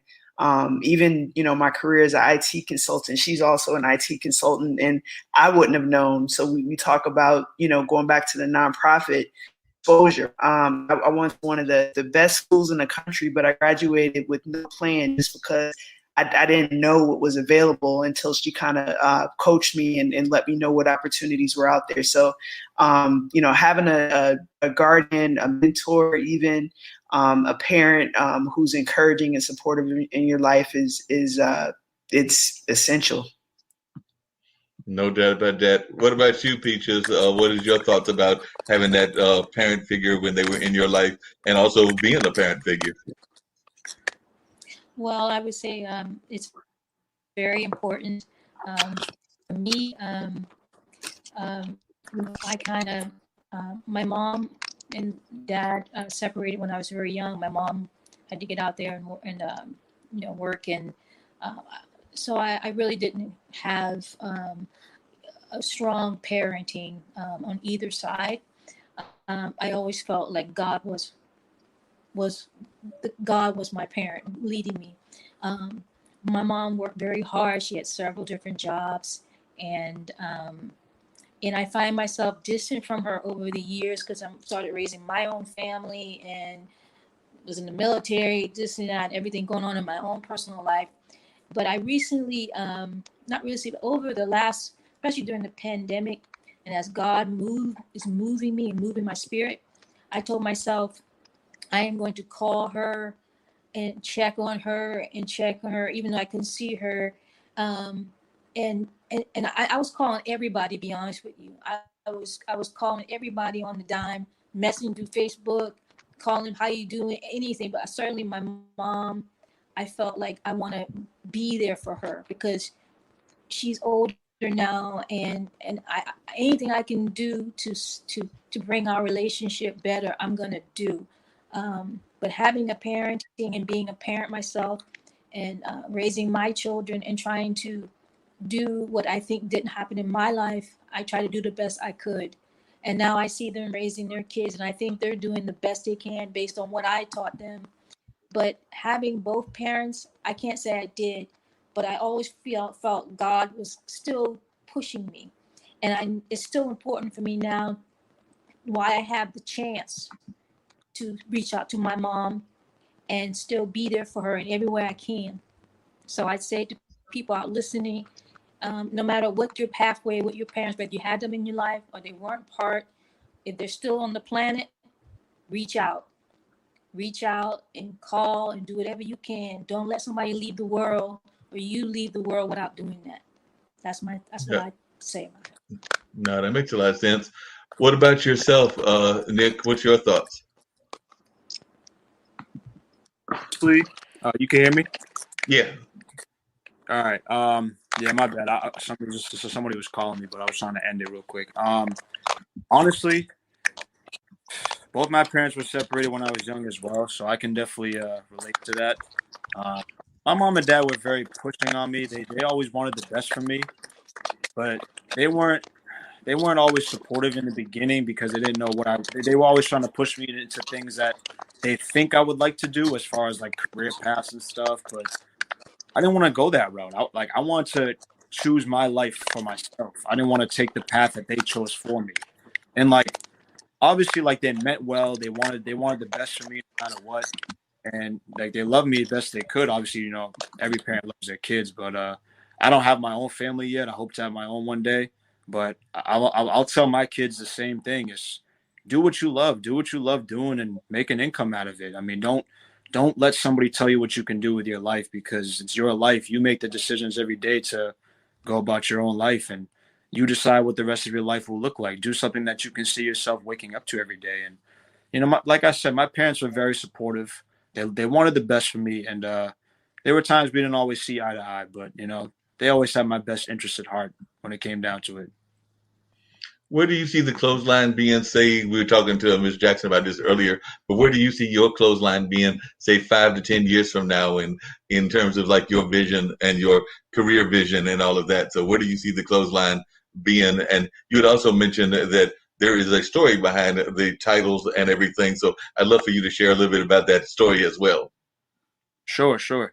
So, I mean, we hope to be in every store around the world. Hopefully, that's one big thing. We're already in stores now down in Miami, Florida, where we got our first storefront deal recently, which is pretty amazing to see.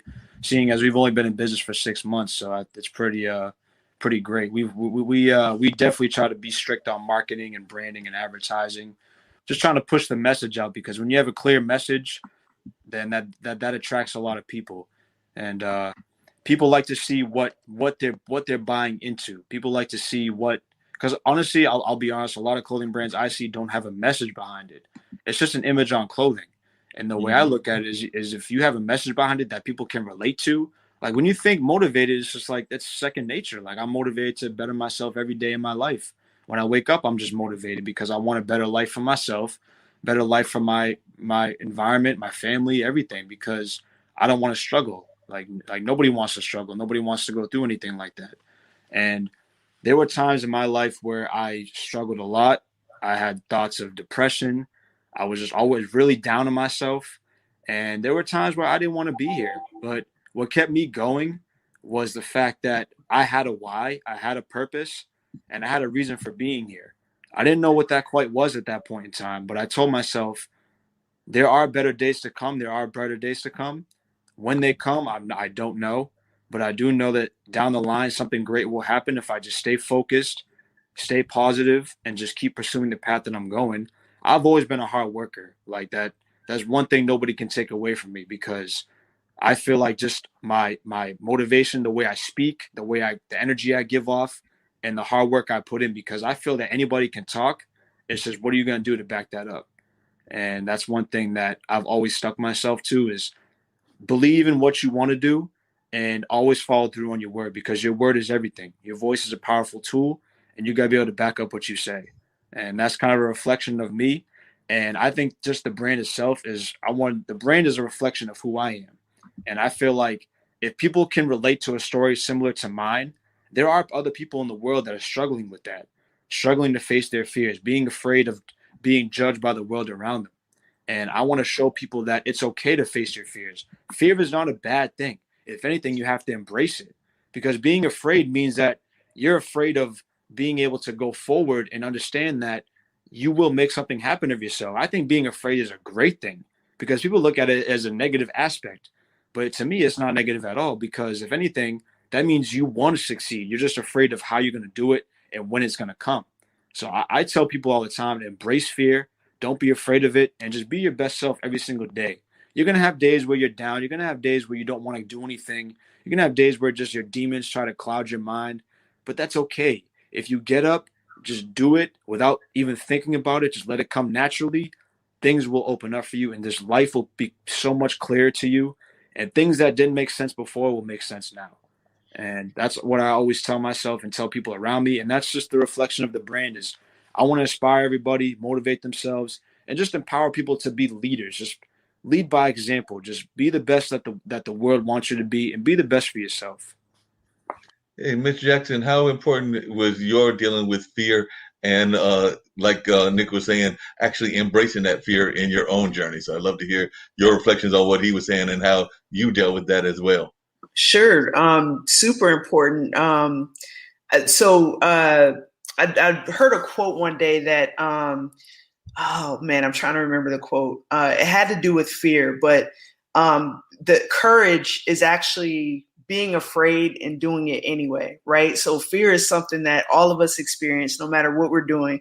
I have a book reading coming up Saturday. There's only going to be 30 kids there, but as soon as they said it, like fear bubbled up in me. But you have to push forward. I think, as Nick said, when you're afraid, it means you're on the edge of your comfort zone. So something great is on the other side. So you just have to push through, whatever fear that is. Typically fear is irrational, as they say, false evidence appearing real.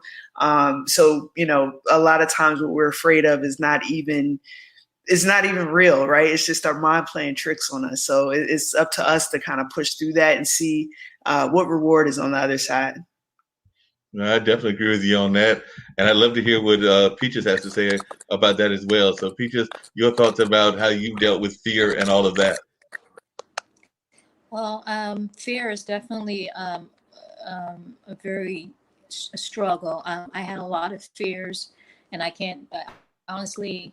I'm still working through things, but what I do have is trusting God to move me through that. That's my foundation. But fear is definitely.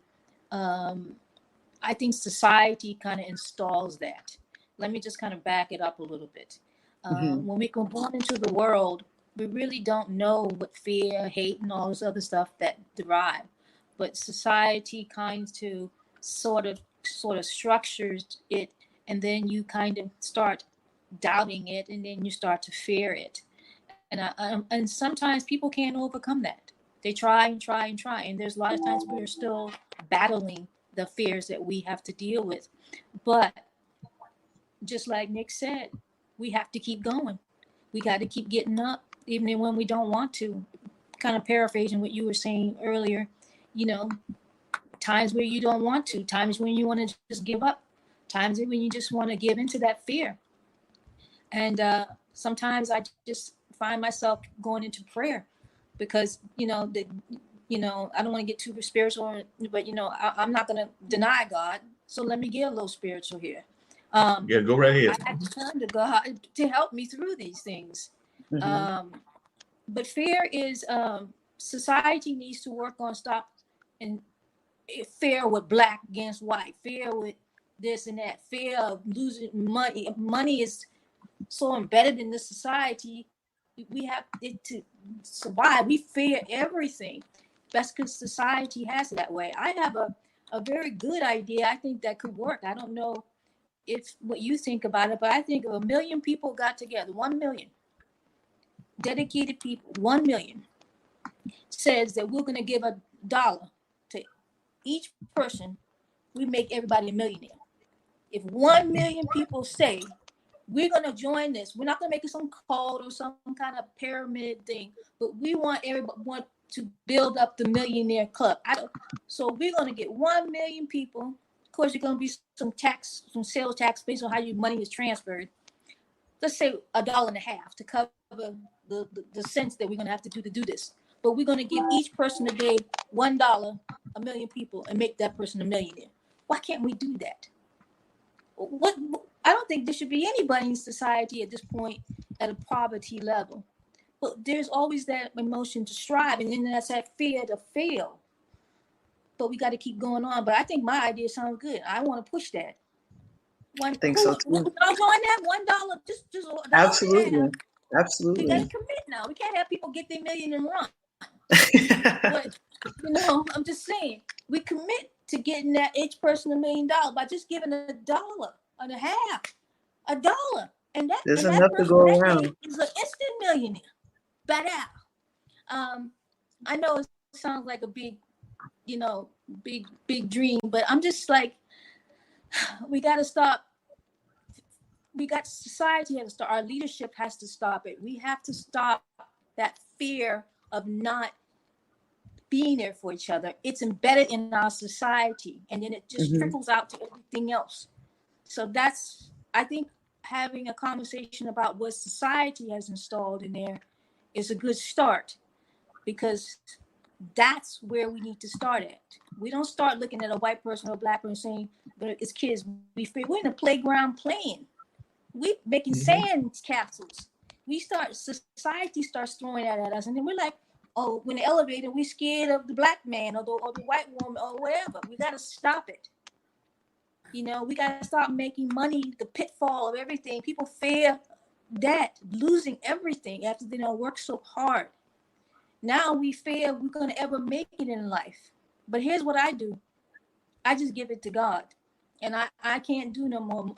But I'm going to keep pushing, because as long as he gives me that strength, I'm going to have to keep going until I can't go no more. That makes a lot of I sense. still deal with fear. I still deal with fear. But I'm overcoming it by faith. There's my answer. No, definitely. Yeah, I definitely agree with you on that. Faith is a very important part in everything. I've got one other guest I was going to bring in, which is actually a musician that's doing some amazing things. He's actually getting ready to drop a release on June 5th. So he's going to be dropping something in about 3 days, and who knows, maybe he'll grab one of your T-shirts as well. But while I'm bringing Henny into the conversation, Nick, one of the things I was going to ask you is, did you ever have a fear of flying? Because that's part of what inspired Miss Jackson to write her book and everything. Or you one of those folks that didn't mind flying and were always looking at the planes like me and Miss Jackson were ready to go fly off anywhere? So what was your thoughts about flying, since the whole book is really about flight and us trying to get kids more into flying?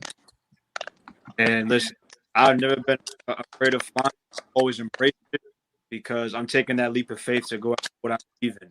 And that's what it's about. No doubt about it. Hey, I'm glad that Henny was able to join us as well. And like I said, his promoter, Eris, had been in touch with me and letting me know that he's dropping this new release. And we're actually going to play one of the cuts after he talks a little bit about what he's got going on. We've been talking about a lot of things, including faith and the importance of faith, but also art and activism and fear and a number of other things. So, Henny, glad you were able to join the dinner party. As you see, we've got some amazing folks. We've got an author / singer in Peaches. We've got Nick, who's got his own clothing line. So who knows, maybe when you get that next concert, you can throw on some of his clothes and everything. And we've got Miss Jackson, who's got a animation book and cartoon that deals with flying and all of that. So she's got Chloe the Jumbo Jet. So who knows, maybe we can have some music going on her whole animation series as well. So I'm always about networking folks and connecting them together. So Henny, tell us a little bit about what you got going on. Well, that's awesome. A lot of talented individuals you got in here in the dinner party. So, hello. Thank you for welcoming me onto your show. I much appreciate it. I am a MC, originally from the Bay Area. Been in Sacramento probably almost 20 years, doing music as long as I can remember. And I also host an online radio show where I play local and underground music from the Northern California region. Cool. Definitely. One of the things we had talked about before you got on here, and like I said, I will bring up some of your music before we wrap everything up and everything. But one of the things I had mentioned was, and we've been talking about it, was the dream stealers and the folks that kind of like are the people that get in your way and all of that. And we were also talking about art and activism. So I'd love to hear your thoughts on both of those. So we'll start with the dream stealers, or the folks that, as some of my friends call them, the brain drainers and all of that. So I'd love to hear your thoughts, Henny, about those folks that are not encouraging you when you're out there, because you've been in the game, like you said, for about 20 years. So I'm sure you've run across many of those dream stealers. Yes, indeed. Unfortunately. But I think that you really need to identify those people, identify that type of energy that's around you, and either remove them or remove yourself from the situation. People with that type of mindset are only going to bring you down. A lot of them are miserable and not enjoying, the things going on in their life, and they want to spread that around. So, it may take a while to really realize that that's the type of person you're dealing with. But once you do, you don't want to be consumed by that mindset. I think it's very important that you separate yourself from that. Right, that makes a lot of sense and everything. Along those same lines, what have been some of the drawbacks that you've seen in your own musical career? Like I said, you've been involved in it there in the Bay Area for a number of years, so I'm sure that the folks here would love to hear some of your stories about some of the drawbacks that you faced and how you dealt with them.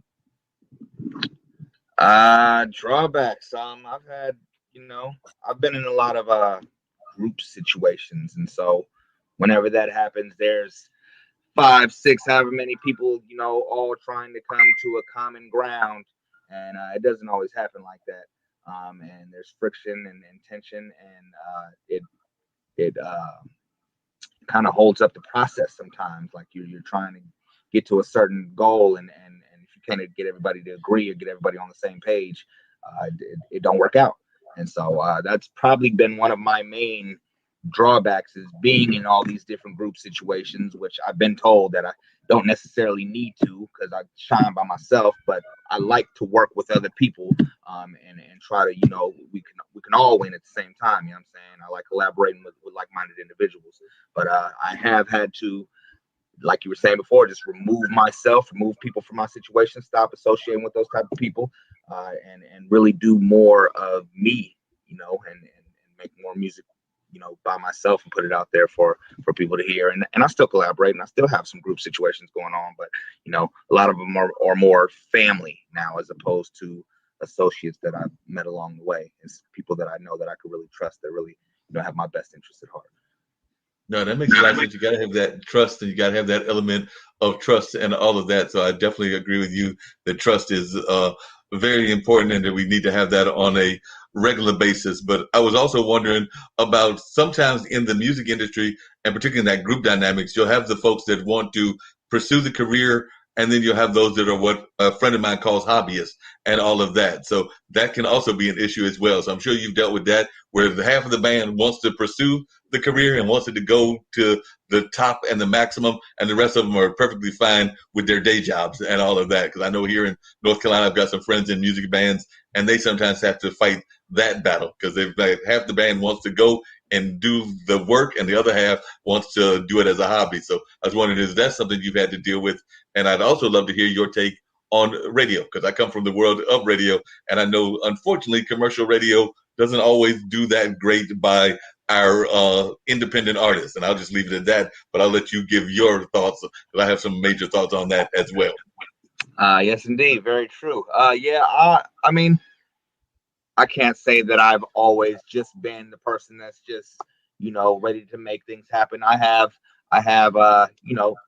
been caught up by distractions, and not pushed as hard as I feel like I should have been. But for the most part, I'm ready to go. And so when people in my circle have been like, you know, on doing it as a hobby, or really not wanting to maximize, whatever we can out of the project by, not investing in it. I mean, that's a big one right there. In order for you to have something become successful or even work in that direction, you have to invest, and you have to invest into the right avenues in order to make that happen. So I've had people that just aren't willing to do that, or hard to get a hold of, or just have other things going on in their lives that prevent them from putting that type of attention into the product that we're working on. So I've seen a whole lot of that, unfortunately. And again, I have to separate myself, because the push I'm on right now, I'm not trying to let anything hold me back. I really want to make something happen with this music,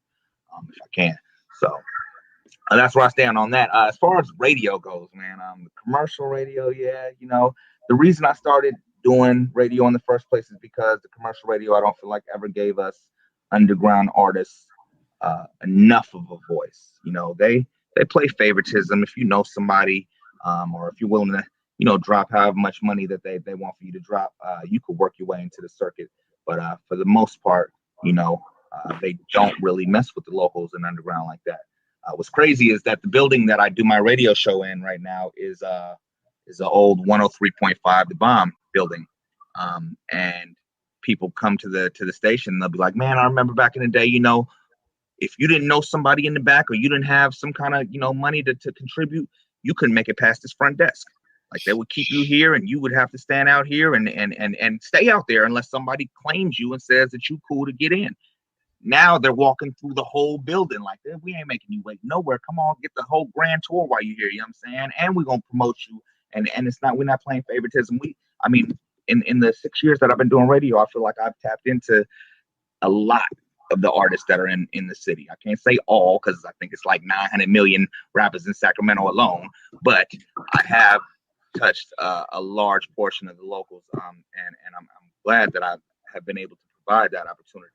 So, because like I said, the commercial radio, they just don't necessarily gravitate towards us. They're more on the commercial ride. That's why I do enjoy internet and online radio, podcast, things like that, because there's less corporate type of feeling going on. You know what I'm saying? So Yeah, and I'd love to hear from both Nick and you, Henny, but I'm actually thinking that the internet has democratized a lot of the creative process and made it a lot easier for somebody like a Nick to have his own clothesline and definitely you to have your music out there. But I'd love to hear from the two of you about the democratization of the creative process, because I'm thinking it has become easier. So I guess I'll start with Nick and then defer back down to Henny and everything. But Nick, what do you think?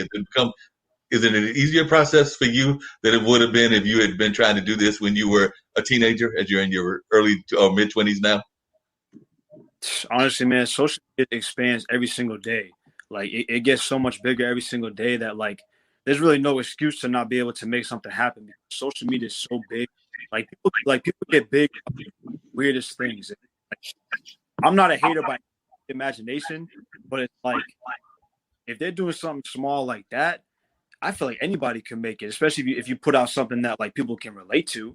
You know what I mean? So I feel like personally, social media is just getting bigger by the day, and I think that it's crazy to me. Like there's so many tools and assets. Like people look up on Google and YouTube, like how to fix a tire, how to just do random things. So like it's everything all over social media. Social media is just getting bigger by the day, and I think that everything that you're looking for is on social media and on the internet everywhere.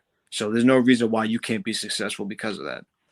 No, I agree with you on that. Henny, what's your thoughts on that? I believe that the internet is a wonderful tool, and it has helped artists and radio show hosts and just establish themselves as to where 20, 30 years ago we didn't have this type of opportunities.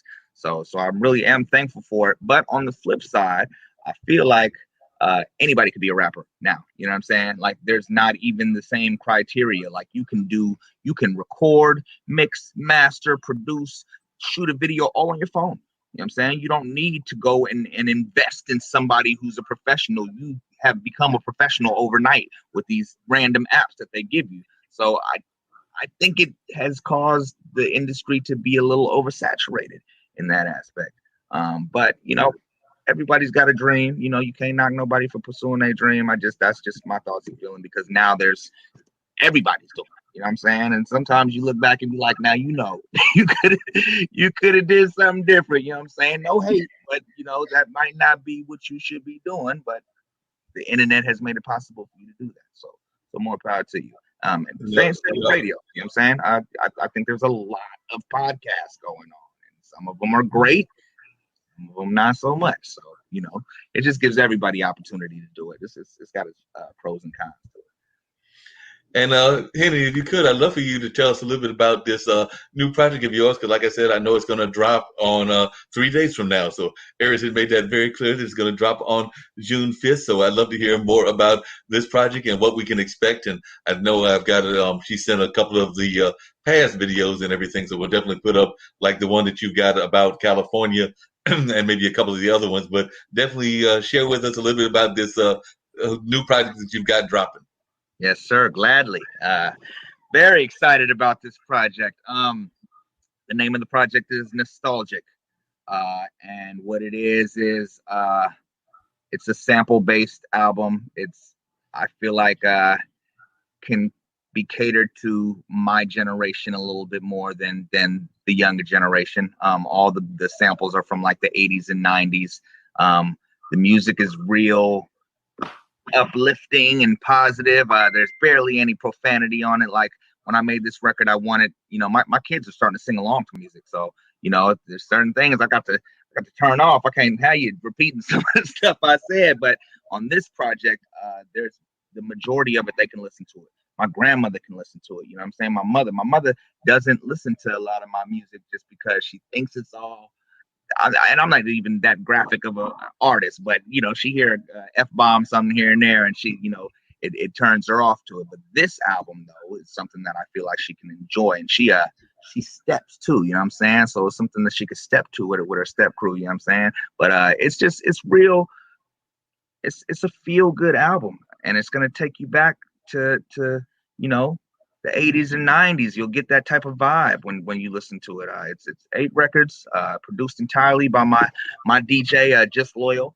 And he just kind of gave me, a collective of old school type feel good beats, and I did my thing to him. Happiness and Love is the name of the first single. It is out everywhere right now. It dropped on Friday.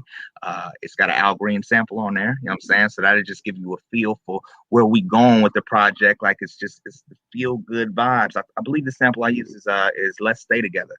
You know what I'm saying? So that's the video is gonna drop for that on the same day as the album.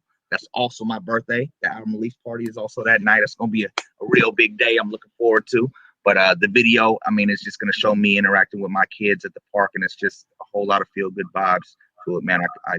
I'm really excited for the world to hear it. But I definitely have dabbled in making music that has kind of like an old school feel to it, and I definitely feel like I have a fan base there. And so to be able to give them a whole project that they can enjoy without having to skip through it and just enjoy the whole thing, I think it's going to be beautiful.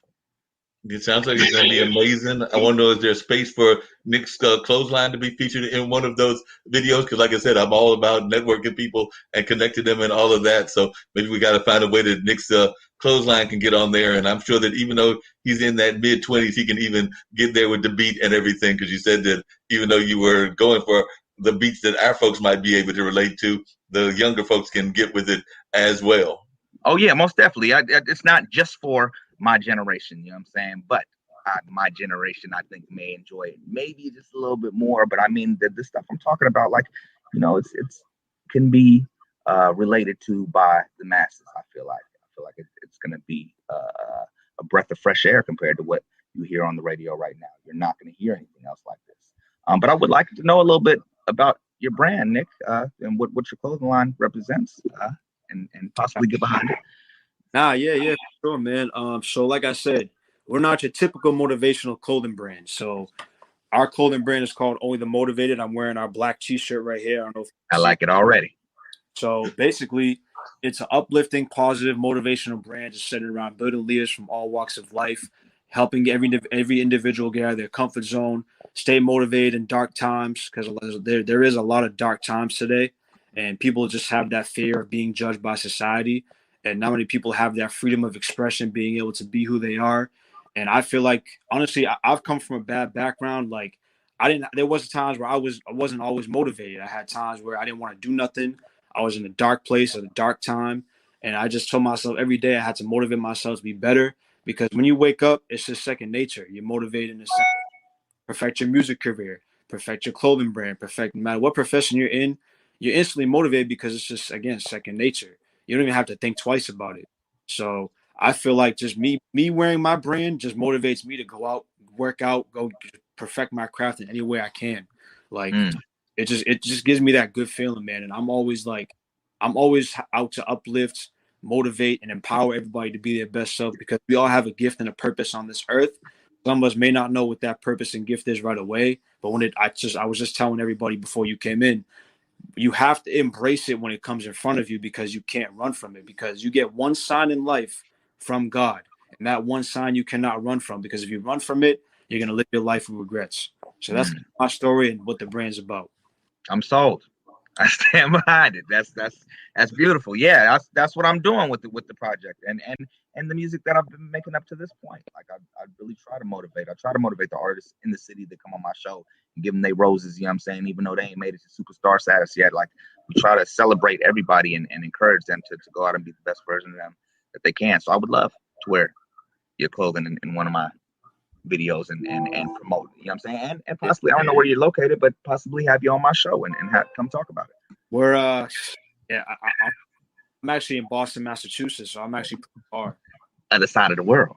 Yeah, side of the globe. Yeah, it's crazy, but I'm definitely excited. Honestly, man, I'm always down to network, collab, and just build. Honestly, I'm all about growth. I always say any growth is good growth. So always down to network and build, bro.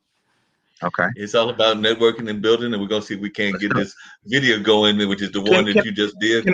Can I ask you a favor? Can I ask you a favor? If you're gonna play a video, can you play the video when? I mean, we just I can do when. I can do Win. and that would just be a better fit. No other place like California is jamming. You know what I'm saying? It's good for the Right. summertime. You know, but Win is probably my best work. It's definitely been my most popular. No, we can definitely get Win going, and that'll do. Let me get that all situated, and I'm seeing the reason you want to go with Win, because that's definitely more powerful and deals with a lot of things that we're dealing with as well. While I'm getting that one queued up, one of the things that we had talked about before you got here, Henny, was arts and activism. And I don't know that Nick answered that question as well, but I'd love to hear your thoughts about the importance of art as a tool of activism while I'm getting this particular one lined up and all of that. So definitely, what is your thoughts about art and it being used as a tool of activism? It came up because we were actually talking earlier about how Naomi Osaka had been using her platform to talk about depression and mental health. And of course, before that, she had used it as a platform to talk about Black Lives Matter. Of course, there have been others, folks in the entertainment and the art space, that have been using their voice to speak on activism. But I'd love to hear both of your thoughts about that. I mean, that's basically what Nick's doing with his T-shirt. It's a form of activism in my mind. Yeah, no, it's really important.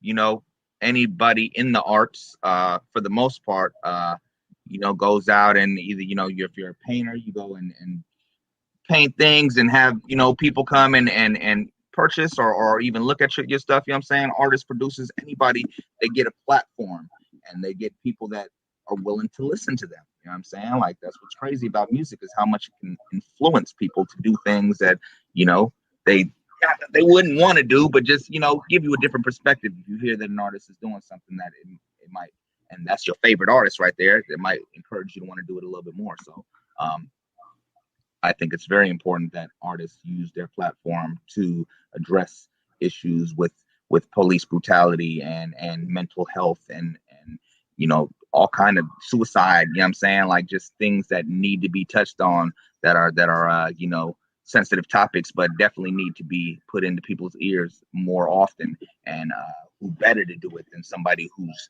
already got a platform? You're already used to being on the mic. You speaking to people every time you get up and make music. You know what I'm saying? You have their attention. They're tuned in to everything you got to say. So why not give them that type of message included in your music? Music ain't got to be all about that, but to put it in there just so people know that you're aware of what's going on and concerned about it. No, I definitely agree with you on that. No doubt about that. What about yourself, Nick? What's your thoughts on that? And then we will bring up that video. Word. So honestly, there's one thing I forgot to mention about my clothing brand that I think really sticks out to a lot of people, is my co-owner is of color. So seeing as me being white and him of color, I want you to listen to this, where I'm going with this. Our mission with the clothing brand itself is not only to just motivate the world around us, but we're trying to show equality, because equality does exist. And if you put yourself in the right places, equality needs to be more stressed in the world, because if there's one thing in the world that's sick as being the most, racism, and the fact that it's still a thing today.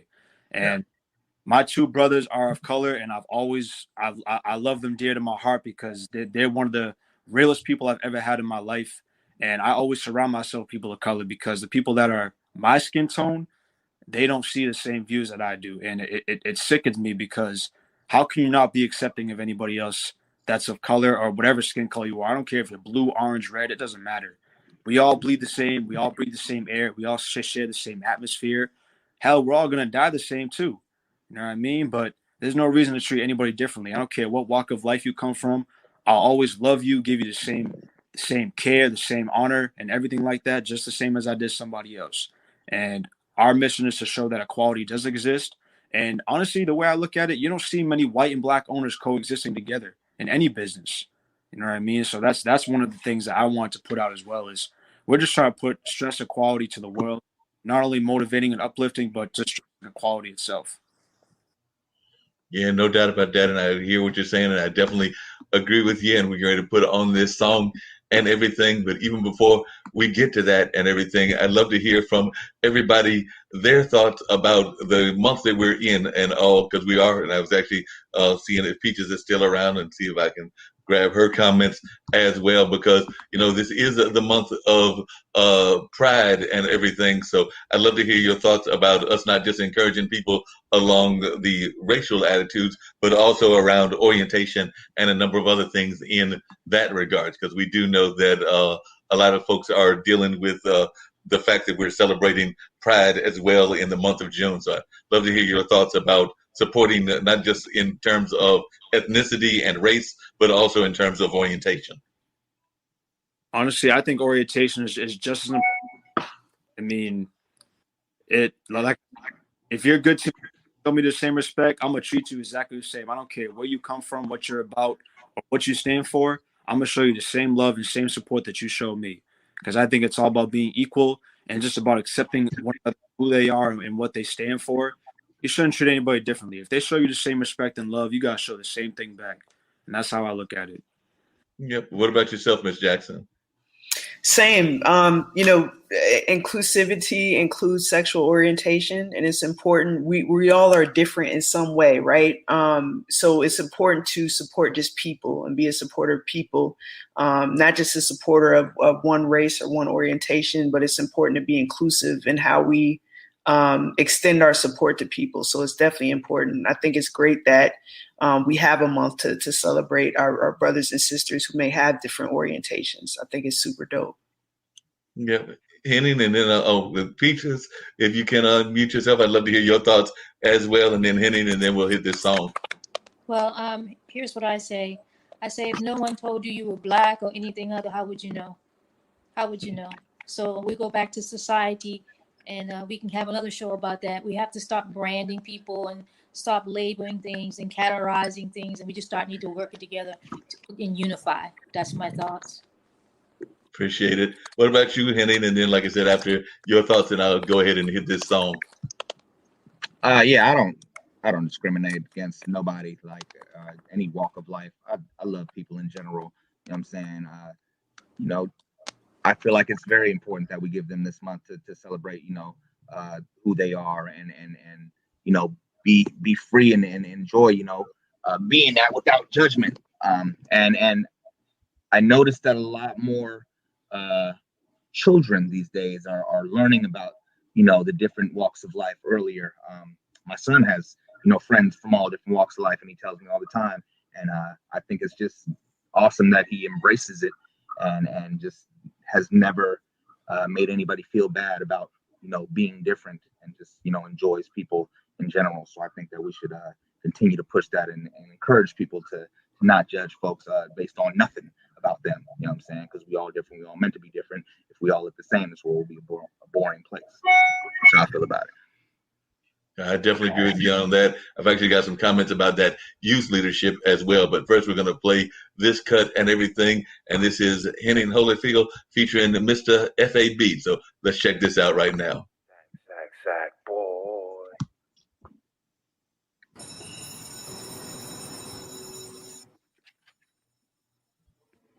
Good morning. We have completed our first progress report period for the school year.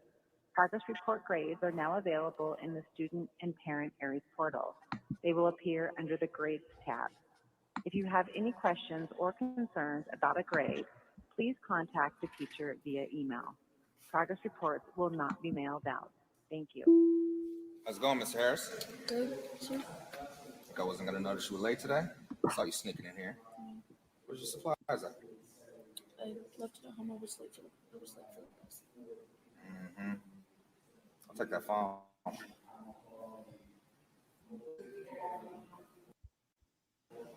Check that. One thing about me, legend. I ain't never had no hatred or ill will towards another man. I want to see you win. I mean that. Even if you don't feel the same way about me, man, I want to see you shine. I wish you nothing but success. Straight up.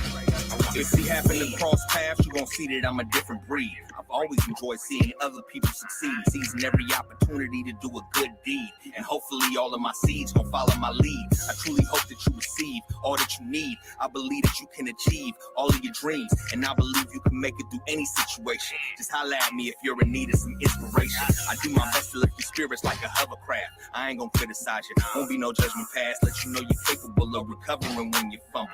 And help you focus on the light light at the end of the tunnel. Life is crazy, full of chaos and turbulence, and every now and then we could all use some encouragement. You gon' meet some people who will rather see you sink than swim. Just know that ain't the way I feel. I just wanna see you win. I wanna see you win. Now you can't let nobody stop you. You got to win. And do it so big it's impossible not to grin. I wanna see you win and then do it again. I just wanna see you win. I wanna see you win. Now you can't let nobody stop you. You got to win. And do it so big it's impossible not to grin. I wanna see you win and then do it again. I just wanna see you win.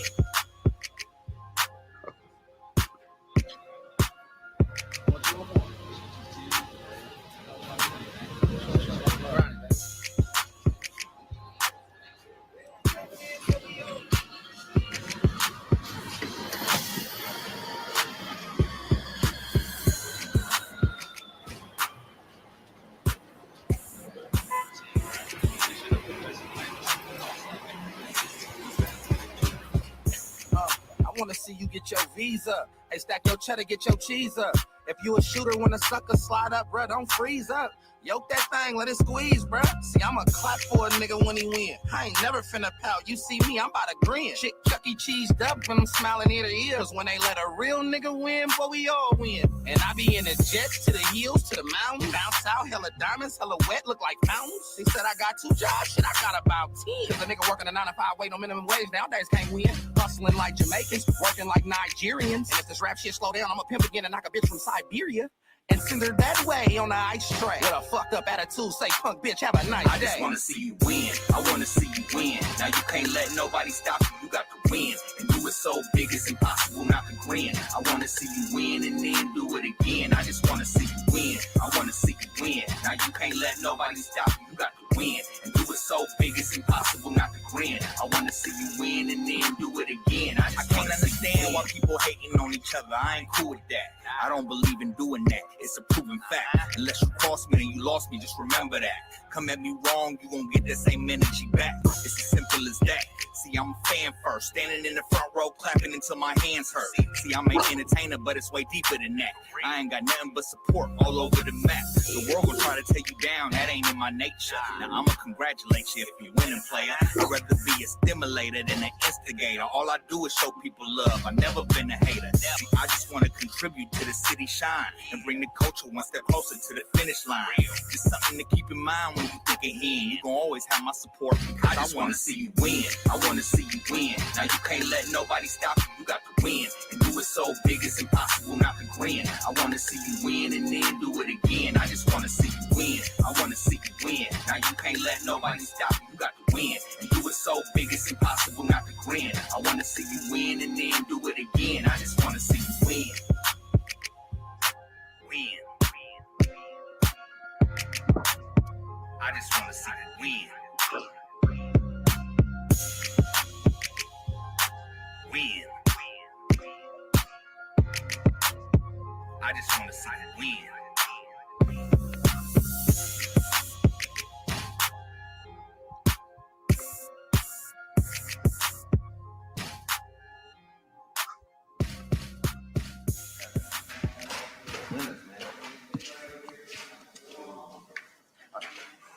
Hold on, man. Hold on. Come on, man. Well, I'm good, right? Nah, yeah. bro. Nah. No? I need them keys.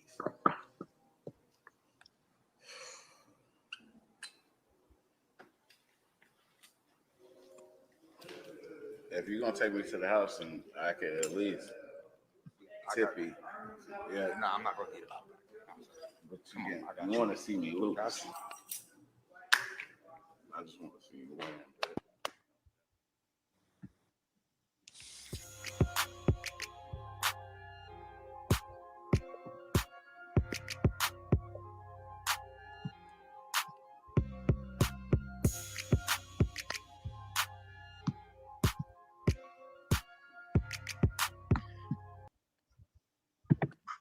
That's hard. Yeah, that was powerful. I like Hard. that. That was so That was long. good. I know that's a long video, but the whole message had to be expressed. Now, but the message was there. That's what counted. And definitely that was a powerful message. And definitely I can relate to wanting to win. I was actually going to shout out and also bring in Steve Rao, our councilman from Morrisville and everything. But we're talking about winning and all of that. But definitely, as you were talking about the youth, I've been a big admirer of the youth and their role in things going on in society. So not just folks like my good new friend Nick, who's got his own clothesline at 25, but I'm thinking about like some of those art activists that are in the youth space as well. So I've actually, and I think you alluded to it, Miss Jackson, have seen them being more inclusive in the ways of their attitudes and all of that. So whether it's like AOC or whether it's Greta that's been leading the fight in climate change or a number of other things, I've actually been quite impressed with what the youth are doing in terms of taking the leadership role. Now, there have been some other conversations around the like generation and their anxiety levels that might be high with the pandemic and everything else that we've also got to face as well. But in terms of their leadership aspects, I've really been impressed by folks like Nick and other young leaders as well. But I'd love to hear the panel's thoughts on that as well, because definitely I found the youth to be truly amazing. Absolutely. I'm super impressed. We're all in good hands. These kids are so smart and so impressive. Just hats off. Hats off. Yeah. What's your thoughts, Henny? You've definitely been involved. I mean, you've been in the game, but you've also seen, like you said, I think he's got kids and grandkids. So what have your thoughts been around the leadership that we're seeing from our youth, whether that's been in Black Lives Matter or in climate change or in a number of other issues? Yeah, I don't have no grandkids yet. Okay. Well, that old yet, but I definitely got 3 of my own. But you know, with the radio show, you know, I'm able to see, you know, some older artists that really don't put a whole lot of time and energy into doing things, and then some young established artists with a business plan and everything's drawn out. You know what I'm saying? And I just think it's good that the youth is starting to. No, they're given the tools to be able to learn things and to excel at a younger stage in life, so they don't have to work their whole life. You know what I'm saying? My son right now, which I'm extremely proud of, and that was my son in the video. That was right. In class. That's my junior right there. He is in a program where he is able to get ahead in school, and so he's already pretty much skipped a grade. His goal, he's 14, his goal is to graduate by 16 and go and get his master's or his doctorate degree in engineering and be done with college by 22 so he can get a head start on life. You know what I'm saying? And I don't know that I installed that in him like directly, but it's just, you know, installing just the fact that you gotta go for what you want. And I couldn't be more proud that he has that type of mentality. I didn't have that type of mentality at 14 years old. I was running amok, you know what I'm saying? But it makes me feel good that not only he, but you know, younger kids are starting to think about their future a whole lot sooner. It makes me feel good. Yeah. What is your thought, Peaches, about that in terms of the youth activism that we're seeing and the youth leadership? Well, I'm definitely encouraged by the rise up of the Black Lives Matter movement, because that was a lot of youth. It was a lot of young activists. I think that the youth, we need to work on this. We're going right back to society again, because here's what I think. The kids that didn't get to graduate in 2020, I don't know, man. That had to been an awful, you know, disappointing feeling. But you know, as a nation, our youth, when I was a youth, when everybody was youth, we always rose up to the occasion. And I see these youth being empowered and coming back strong, creating young businesses, young entrepreneurs. I'm encouraged by them, and I'm blessed that I think we need to do better to give the country, the world, and give them better, so they can do better and make the world better. But I'm encouraged that they will push their way through no matter what. No, I agree with you. Hey, Steve, glad that you were able to pop in and share a little bit of your wisdom as well. I know you're over there in Morrisville, North Carolina, and definitely share a little bit of the space of being involved in activism as both a city council member, but also a member of the Indian community here in this area as well. So I'd love to hear your thoughts on youth involvement and youth activism, because that's part of what we've been talking about. But just really quickly, because I know you can't stick around all that long, I was going to introduce you to some of our other guests. So we've got Miss Jackson, who has got her book about Chloe, the Jumbo Jet. So she's actually teaching folks with her animation book about flying airplanes and us doing more travel and all of that. We've got Nick over there who's got his own clothing line and all of that. So it's all about motivating people.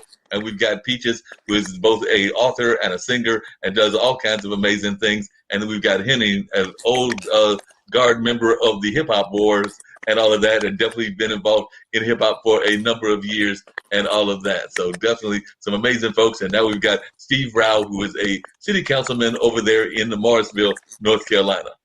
Well, it's a pleasure to be here with everybody, and I've got a little bit longer than I thought. But first of all, I just want to say I'm wearing my Paris shirt to honor Naomi Osaka. I was a former collegiate tennis player, and speaking of youth, we really pray for her to make sure that she gets it back.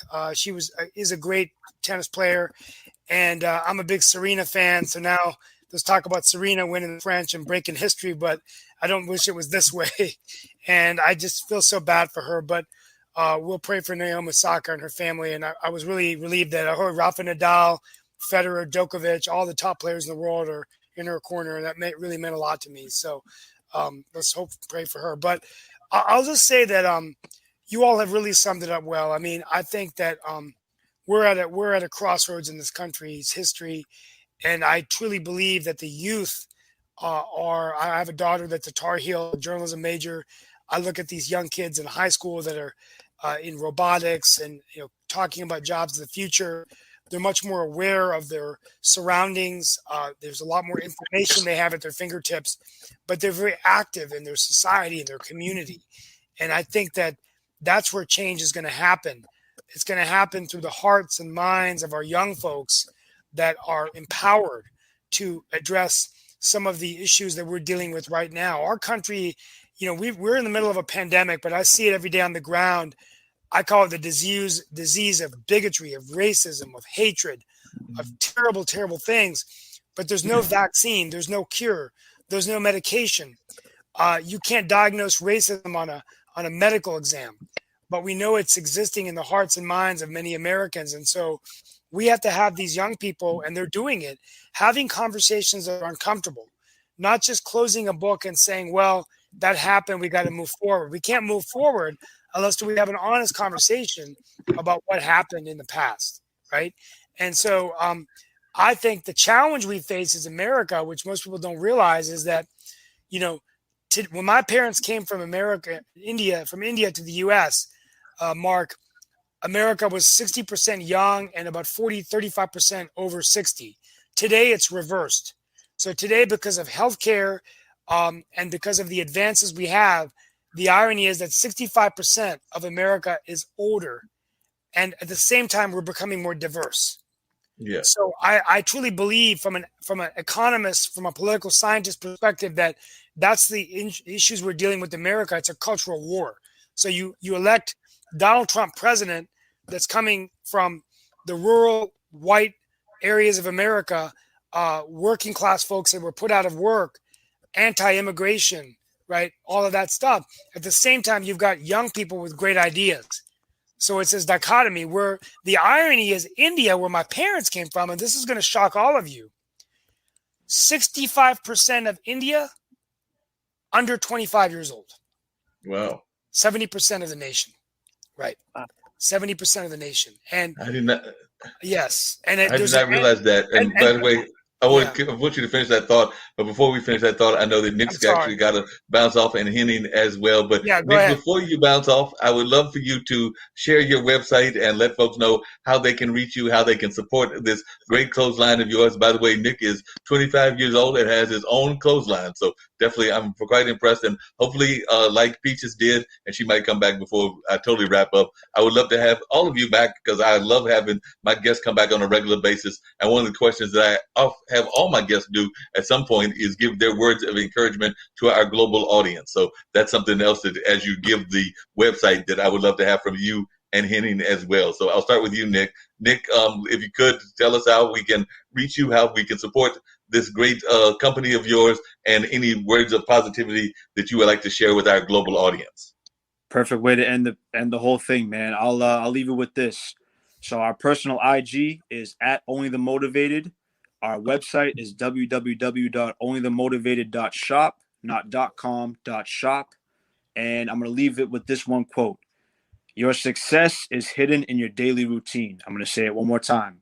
Your success is hidden in your daily routine. I appreciate y'all for letting me be on here. You guys have a lot of great talents, a lot of great and dope individuals. Mark, pleasure having me on here. And I hope to see you guys all down the line. I hope God blesses every single one of you in your endeavors. And you guys are going to do great in the world. I have no doubt about that. I appreciate it. And like I said, Nick, look forward to having you come back on. We do a lot of these kind of shows, not just mine, but we do the World Edition, me and Steve, and we do a number of other shows as well. So love to have you come back on and share your message. Anytime you want to come on, you're like another brother now in the family. So come on in and join the family anytime that you're available. Man, I look forward to getting back, and I'll be back anytime, man. Sounds good. God bless. Have a good one. Good to meet you. All right. Oh, yes. Nice to meet you, man. Pleasure. Henny, what about yourself? Your thoughts about how folks can reach you, how they can get that new album? He's got an album dropping on the 5th, Steve. So it'll be dropping on the 5th. We played one of the cuts earlier. Yeah. I just heard your music. That was amazing. Well, thank you. That was really, really amazing. Fantastic. Are you in North Carolina, or where are you located? No, sir. I'm in Sacramento, California. He's on the opposite side. Okay, great. Well, that was excellent. Thank you so much. And yeah, that was great. Yeah, I want to learn about that album. I appreciate that. That album is actually out. The name of that album is Clocked In. Look me up at Henny Holyfield on everything. HOLYFIELD. Spotify, title, whatever you use. You're not related to the boxer, are you? No, but it's just I'm the people's champ. Speaking of Evander Holyfield, I saw the Mike Tyson documentary Knockout. You should really watch it. Wow. Yeah. I mean, it's just Yeah, it brought back some memories, man. No, that's right. Definitely. I'm definitely inspired by him, but I know. Go ahead. So how can folks, any words of encouragement that you want to leave? Because I know you said you had to bounce off in a little bit as well, and I don't want to keep people away from their business obligations, but any words of encouragement that you would like to share, and any words of positivity, and also how folks can, like you said, get that album and just reach out to you as well. Because I know that you're open to collaborations, even with some of my folks in the Dirty South and the East Coast rappers as well, because I do have some friends in that community. So I know you're open to collaborating with them no matter where they are, even if we got some rappers from India and South Africa. You'd be game for doing business with them as well. I like collaborating with like-minded individuals, man. I don't care what walk of life you're from or where you at. The internet made it possible for us to connect and put it together across the world. So I'm down with that. My words of encouragement are just to, never give up on what you want from life. If there's something you want, something you desire, don't allow anything or anybody to stand in the way of that. Wake up every morning with that in mind, and surround yourself with people that keep you motivated, because that's very important to have around you, because the ones that aren't going to help you in the process of getting to where you want to be. So life is short, man. We've lost a lot of people recently, and it's we don't need to continue to go on through life without just cherishing the people around us, cherishing every moment, and just making the most of it. But yeah, that album that you heard that record off, it's called Clocked In. The visual is out on YouTube. Henny Holyfield, Clocked In is the name of the album. It's a really good album. I'm really proud of that too. But on this Saturday, Nostalgic is the name of the project that I'm releasing. 8-record EP. Happiness and Love is the single. The video drops on Friday as well. Please subscribe to my YouTube channel. You'll be notified as soon as it drops. As well as we may just do a video for every record on the project, because I enjoy it that much. Fantastic. Sounds great. Hey, Henny, before you bounce off, I'm probably going to play one of the more you didn't want me to do. There's no place like California. I mean, not that you didn't want, but we're sticking with the kind of vibe that we've got. So would you prefer classic Top Shelf only, or For My Mama to be my going out song? Because I'm going to go with one of your songs to go out after we go around and talk to everybody about their thoughts of positivity and everything. So you might already be gone, but which one of these songs would you prefer, or can we go with There's No Place Like California? But which one would you like me to go out with? When I'm sold on, like, I know that I want that to be played. I know that's my go-to. I just would like to kind of keep the positive vibe going. no other place like California has a good vibe to it, so that would be okay with me if you to jam that one. All right, we'll jam. There's no place like California. Yeah. Cool. And HennyHolyfield.com is my website. You can find all my music. I've got 10 projects that I put out before I released this. Wonderful. Well, Candy, it's great to meet you. I guess I'm going to close out and listen to music, but I just want to thank everyone for listening to me for a few minutes, and whatever I can do to support you all. Let's stay positive. We pray for anyone that's lost a loved one. We pray for anyone in sickness. We pray that we can get our country healing again. And, I think that my closing message is that, one of the things that amazes me, sometimes before I go to bed at night, my great-grandfather fought at the side of Mahatma Gandhi. He was the Speaker of the House in India back in the 1930s. And a lot of movements started with people that got uncomfortable. So Gandhi, Dr. King, many of the movements, they're revered now as great leaders, but at the time they were people thought in India that Gandhi was crazy. How could one man free the empire, British India, from the British Empire, right?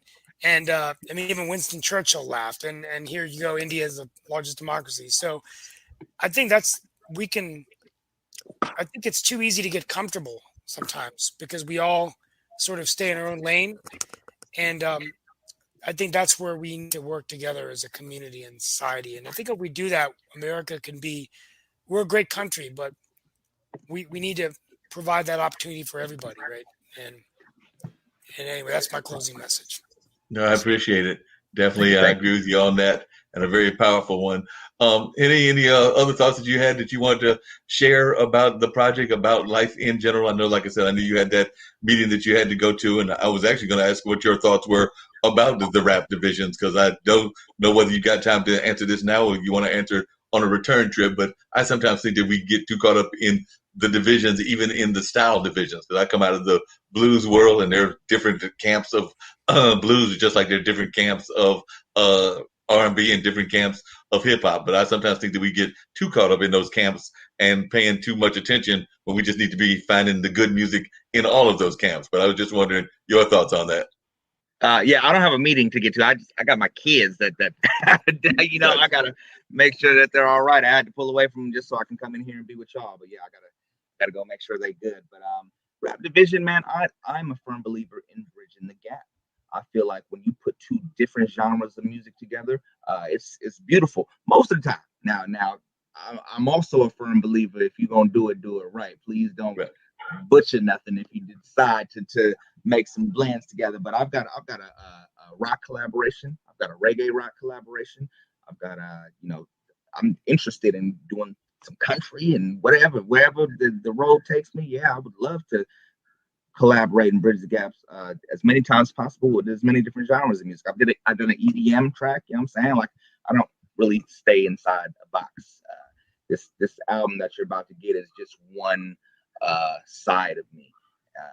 Many different angles to me, and I'm definitely down to do anything and everything I can while I'm still here. But yeah, I don't believe that you should divide yourself. I believe. No, I agree with you on that. And I've actually got a good friend of mine that's a funk musician. He actually does one of our shows here on the platform called Funk Music with Zach, and he also does one on his own platform called Funk from the Front Seat. And definitely he's all about collaborating. So I'm going to have to put you in touch with my good friend, Zach Robertson, because he's all about trying to collaborate with, like you said, like-minded, positive people that are working on that. But he comes straight out of that camp of Bootsy and George Clinton and the True Funksters and all of that. So it might be some real good work that y'all can do together. Tell him I'm down. I would love to do a funk record. I love the way funk makes you feel. Yeah, I'm all for that. Let's make it happen.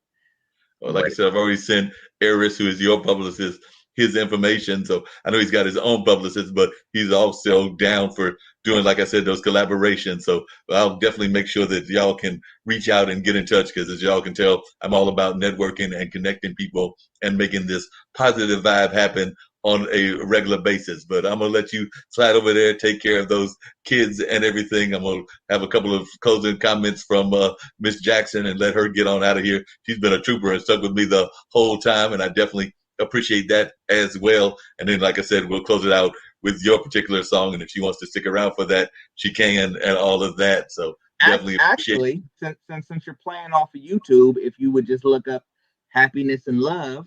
That is the single off my new project. I would much rather you play that because that is promoting the current project that's coming out, and that'll give y'all a feel for where I'm about to go with it.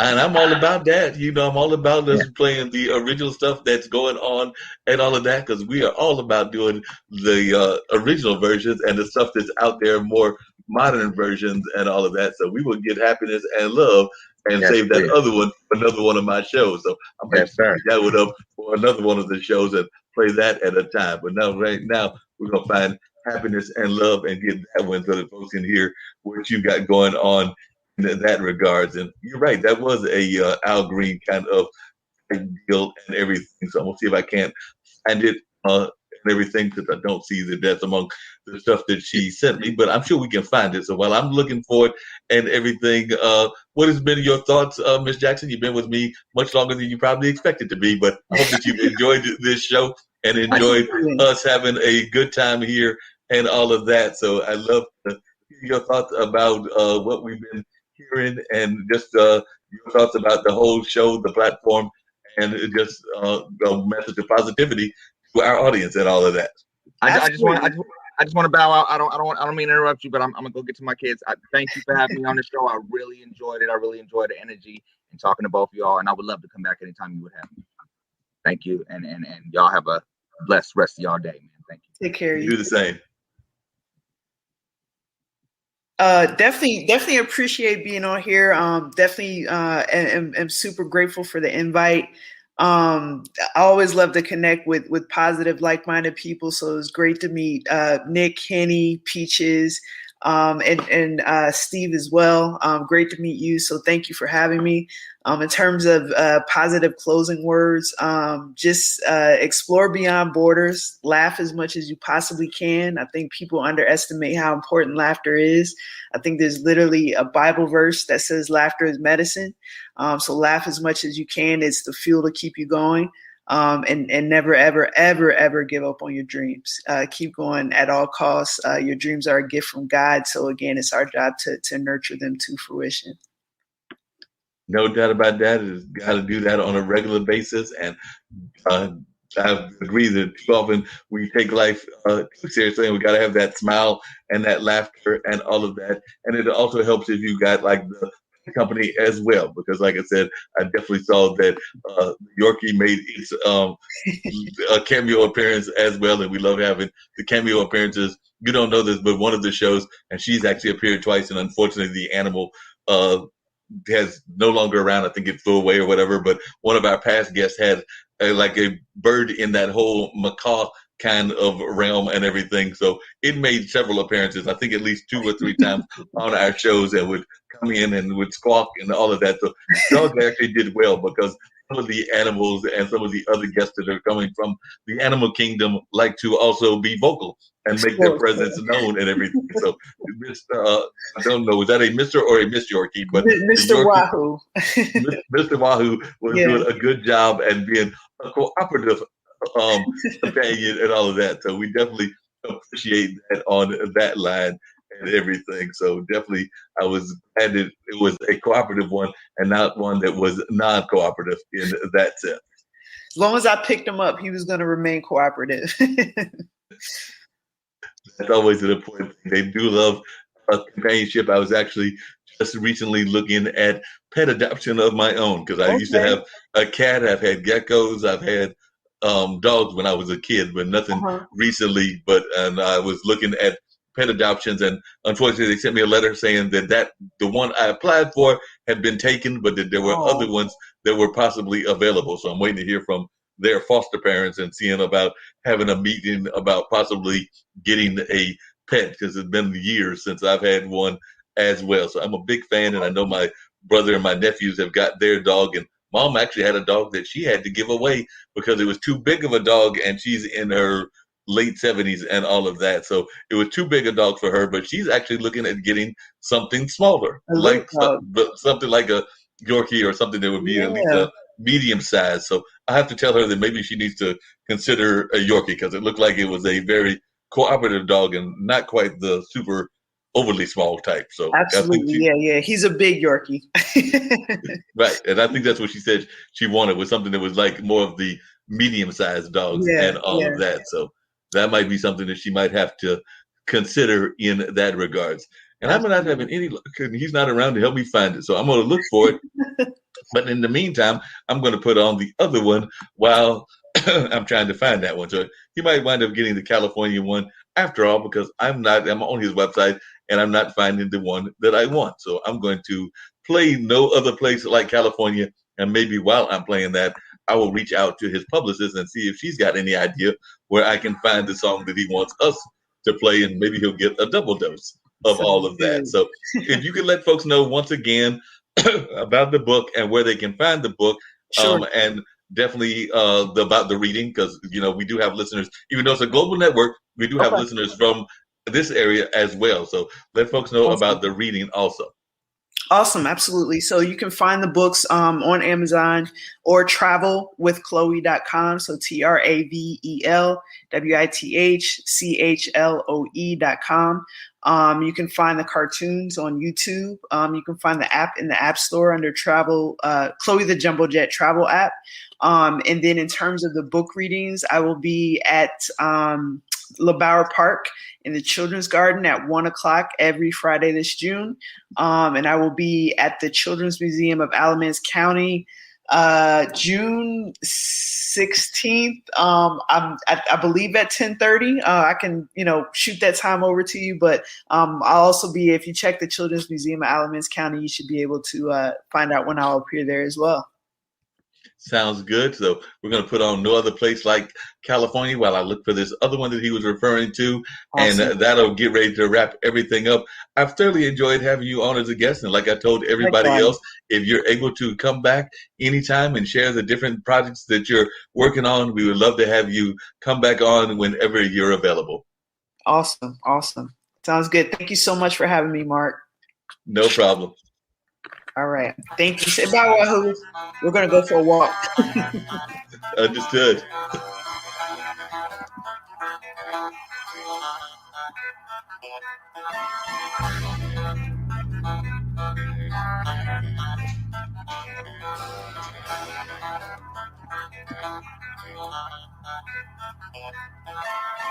Oh yeah, we can go in the corner and blow some of this marijuana. Smoke ourselves into a coma, just another day in California. We can go in the corner, sip some Hennessy and Corona. You can say what you want, ain't no other place like California. California, like California. You can say what you want, ain't no other place like Just picture California. me rolling, yeah. I'm West Side cruising, devastated when my mama said we was moving somewhere down south, waving the palm trees goodbye. I crossed the state line, wiping tears out my eyes. You could take the boy out of Cali, not the Cali out of your boy. Put it on my daddy, Cali's the only place I enjoy. From Northern Valley to Beverly Hills, that's why every track I create got a westerly feel. Yeah, bitches say I talk funny cause I'm proper. Floating on some cookies that's prescribed from my doctor. Chilling on the beach, watching my car play in the sand. A West Coast education can make him a better man. So it's more than just weed and money, more than weather and women. California's love keeps the world spinning. Hit the studio, I drop a Jew, hoping it pay. I'm getting high, watching time fly to live and die in CA. Come on. We can go in the corner, blow some of this marijuana. Smoke ourselves into a coma, just another day in California. We can go in the corner, sip some Hennessy and Corona. You can say what you want, ain't no other place like California. California, like California. You can say what you wanna, ain't no other place like California. Ain't no other state like the Golden State. I love Cali, from the Staples Center to the Golden Gate. We could hit the store on the corner and get some drink, or we could go bend the corner and roll up some of this dank and get high as we wanna. Enjoy the scenery, that high times marijuana, exotic tropical greenery. That's what I'm accustomed to. I need it in my life. If living out here is wrong, I don't believe in being right. Now I've seen some other places, vacation in the South, and the hospitality out there was great without a doubt. I had some fun on the East Coast and partied in the North, but it's nothing like the feeling I get when I'm on my porch in California. Yeah, that's right, the left coast, nigga, and that's why I'll forever be a West Coast nigga. I'll rep it until I'm gone. No matter where I roam, I'ma always come back to Cali. Ain't no place like home. Come on. Oh yeah, we can go bend the corner and blow some of this marijuana. Smoke ourselves into a coma, just another day in California. We can go bend the corner, sip some Hennessy and Corona. And you can say what you wanna, ain't no other place like California. California.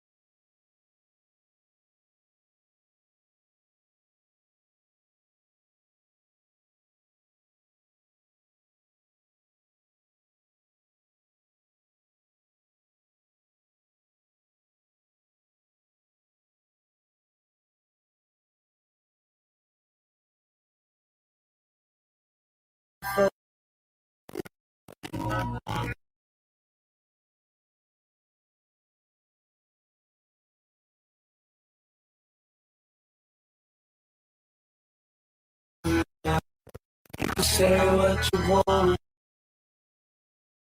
California.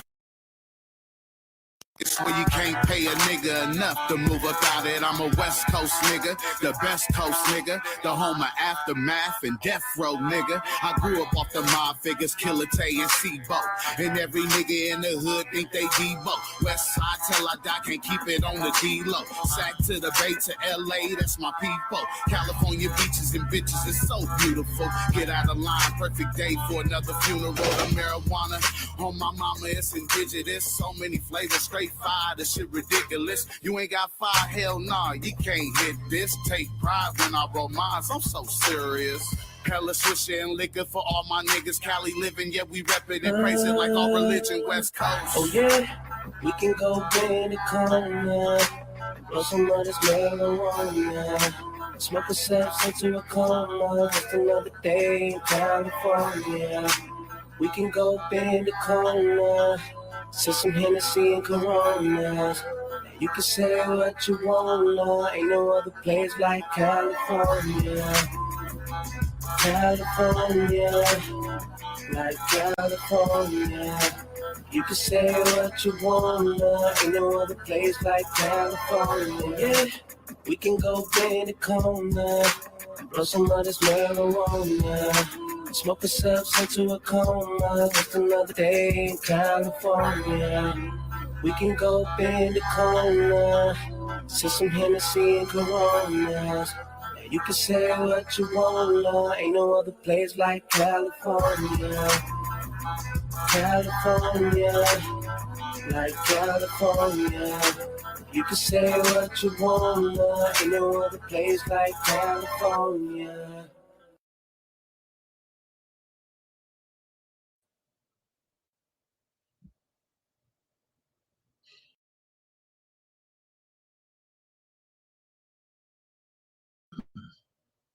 All right, folks, that was one of the songs, but I did find the other one that we were looking for as well. So we're going to put that one on and then rapidly show up with this particular one that was the one that Henning was looking for us to play and all of that, which is Happiness and Love. So we're going to put on Happiness and Love, and that's going to wrap up the online dinner party. Like everybody said, definitely appreciated the amazing guests that we had and was expecting to have some guests dealing with immigration, but they had a schedule conflict, so we'll have them on hopefully next week or the week after. So definitely going to continue these conversations, and I want to thank my amazing guests for being on and all of that. So definitely want to thank them for joining us and for having a great time with me and all of that. So it's almost time for me to go find some food, and I know that I think that somebody in the show had said that they might be doing that as well. So it's definitely time for that to happen. But before that happens, we've got to at least share this other song from Henny entitled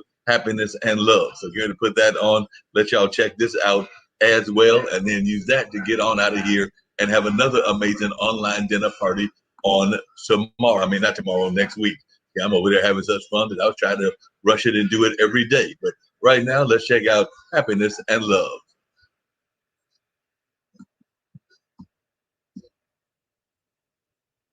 I just want to be happy and continue the legacy of my.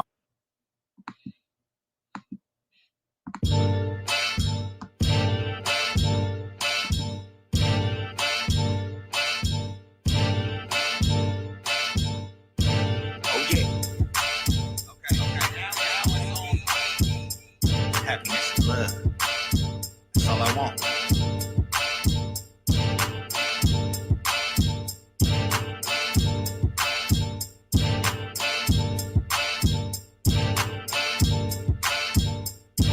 Yeah.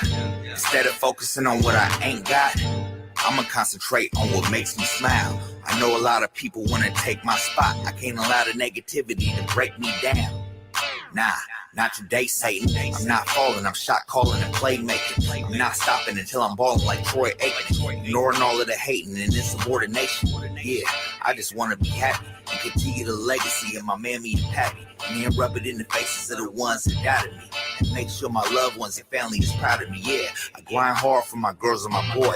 Ain't nobody killing my vibe, but stealing my joy. I'm on a mission. It ain't no slowing down my speed. I got love and happiness, and that's all I need. All I want is love and happiness in my life. No matter what you say, I'ma do what I like. I've been out here grinding, shining like the moonlight. Can't entertain the foolishness, I'm trying to do right. All I want is love and happiness in my life. No matter what you say, I'ma do what I like. I've been out here grinding, shining like the moonlight. Can't entertain the foolishness, I'm trying to do right. Yeah.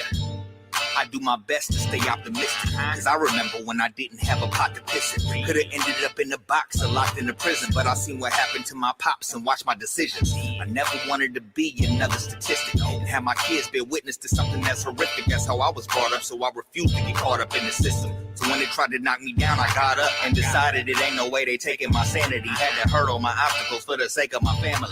Despite my hard times, nobody's been more supportive, so they deserve a award. Their happiness is what's most important. So everything I'm doing, they the ones that I do it for. As long as I know they happy, the feeling is mutual. So the smile on my face ain't no accident, because I feel astounded. I'm surrounded by happiness. All I want is love and happiness in my life. No matter what you say, I'ma do what I like. I've been out here grinding, shining like the moonlight. Ain't entertain the foolishness, I'm trying to do right. All I want is love and happiness in my life. No matter what you say, I'ma do what I like. I've been out here grinding, shining like the moonlight. Ain't entertain the foolishness, I'm trying to do right.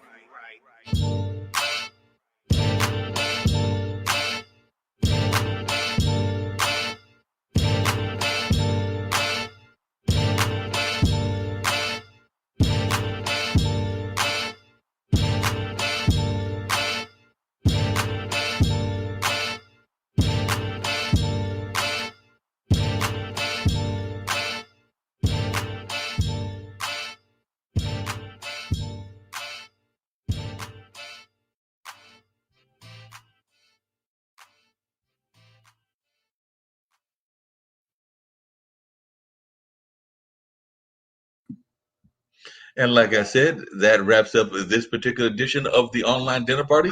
And we'll be coming back at you next week, hopefully with more exciting information, more exciting guests, and all of that.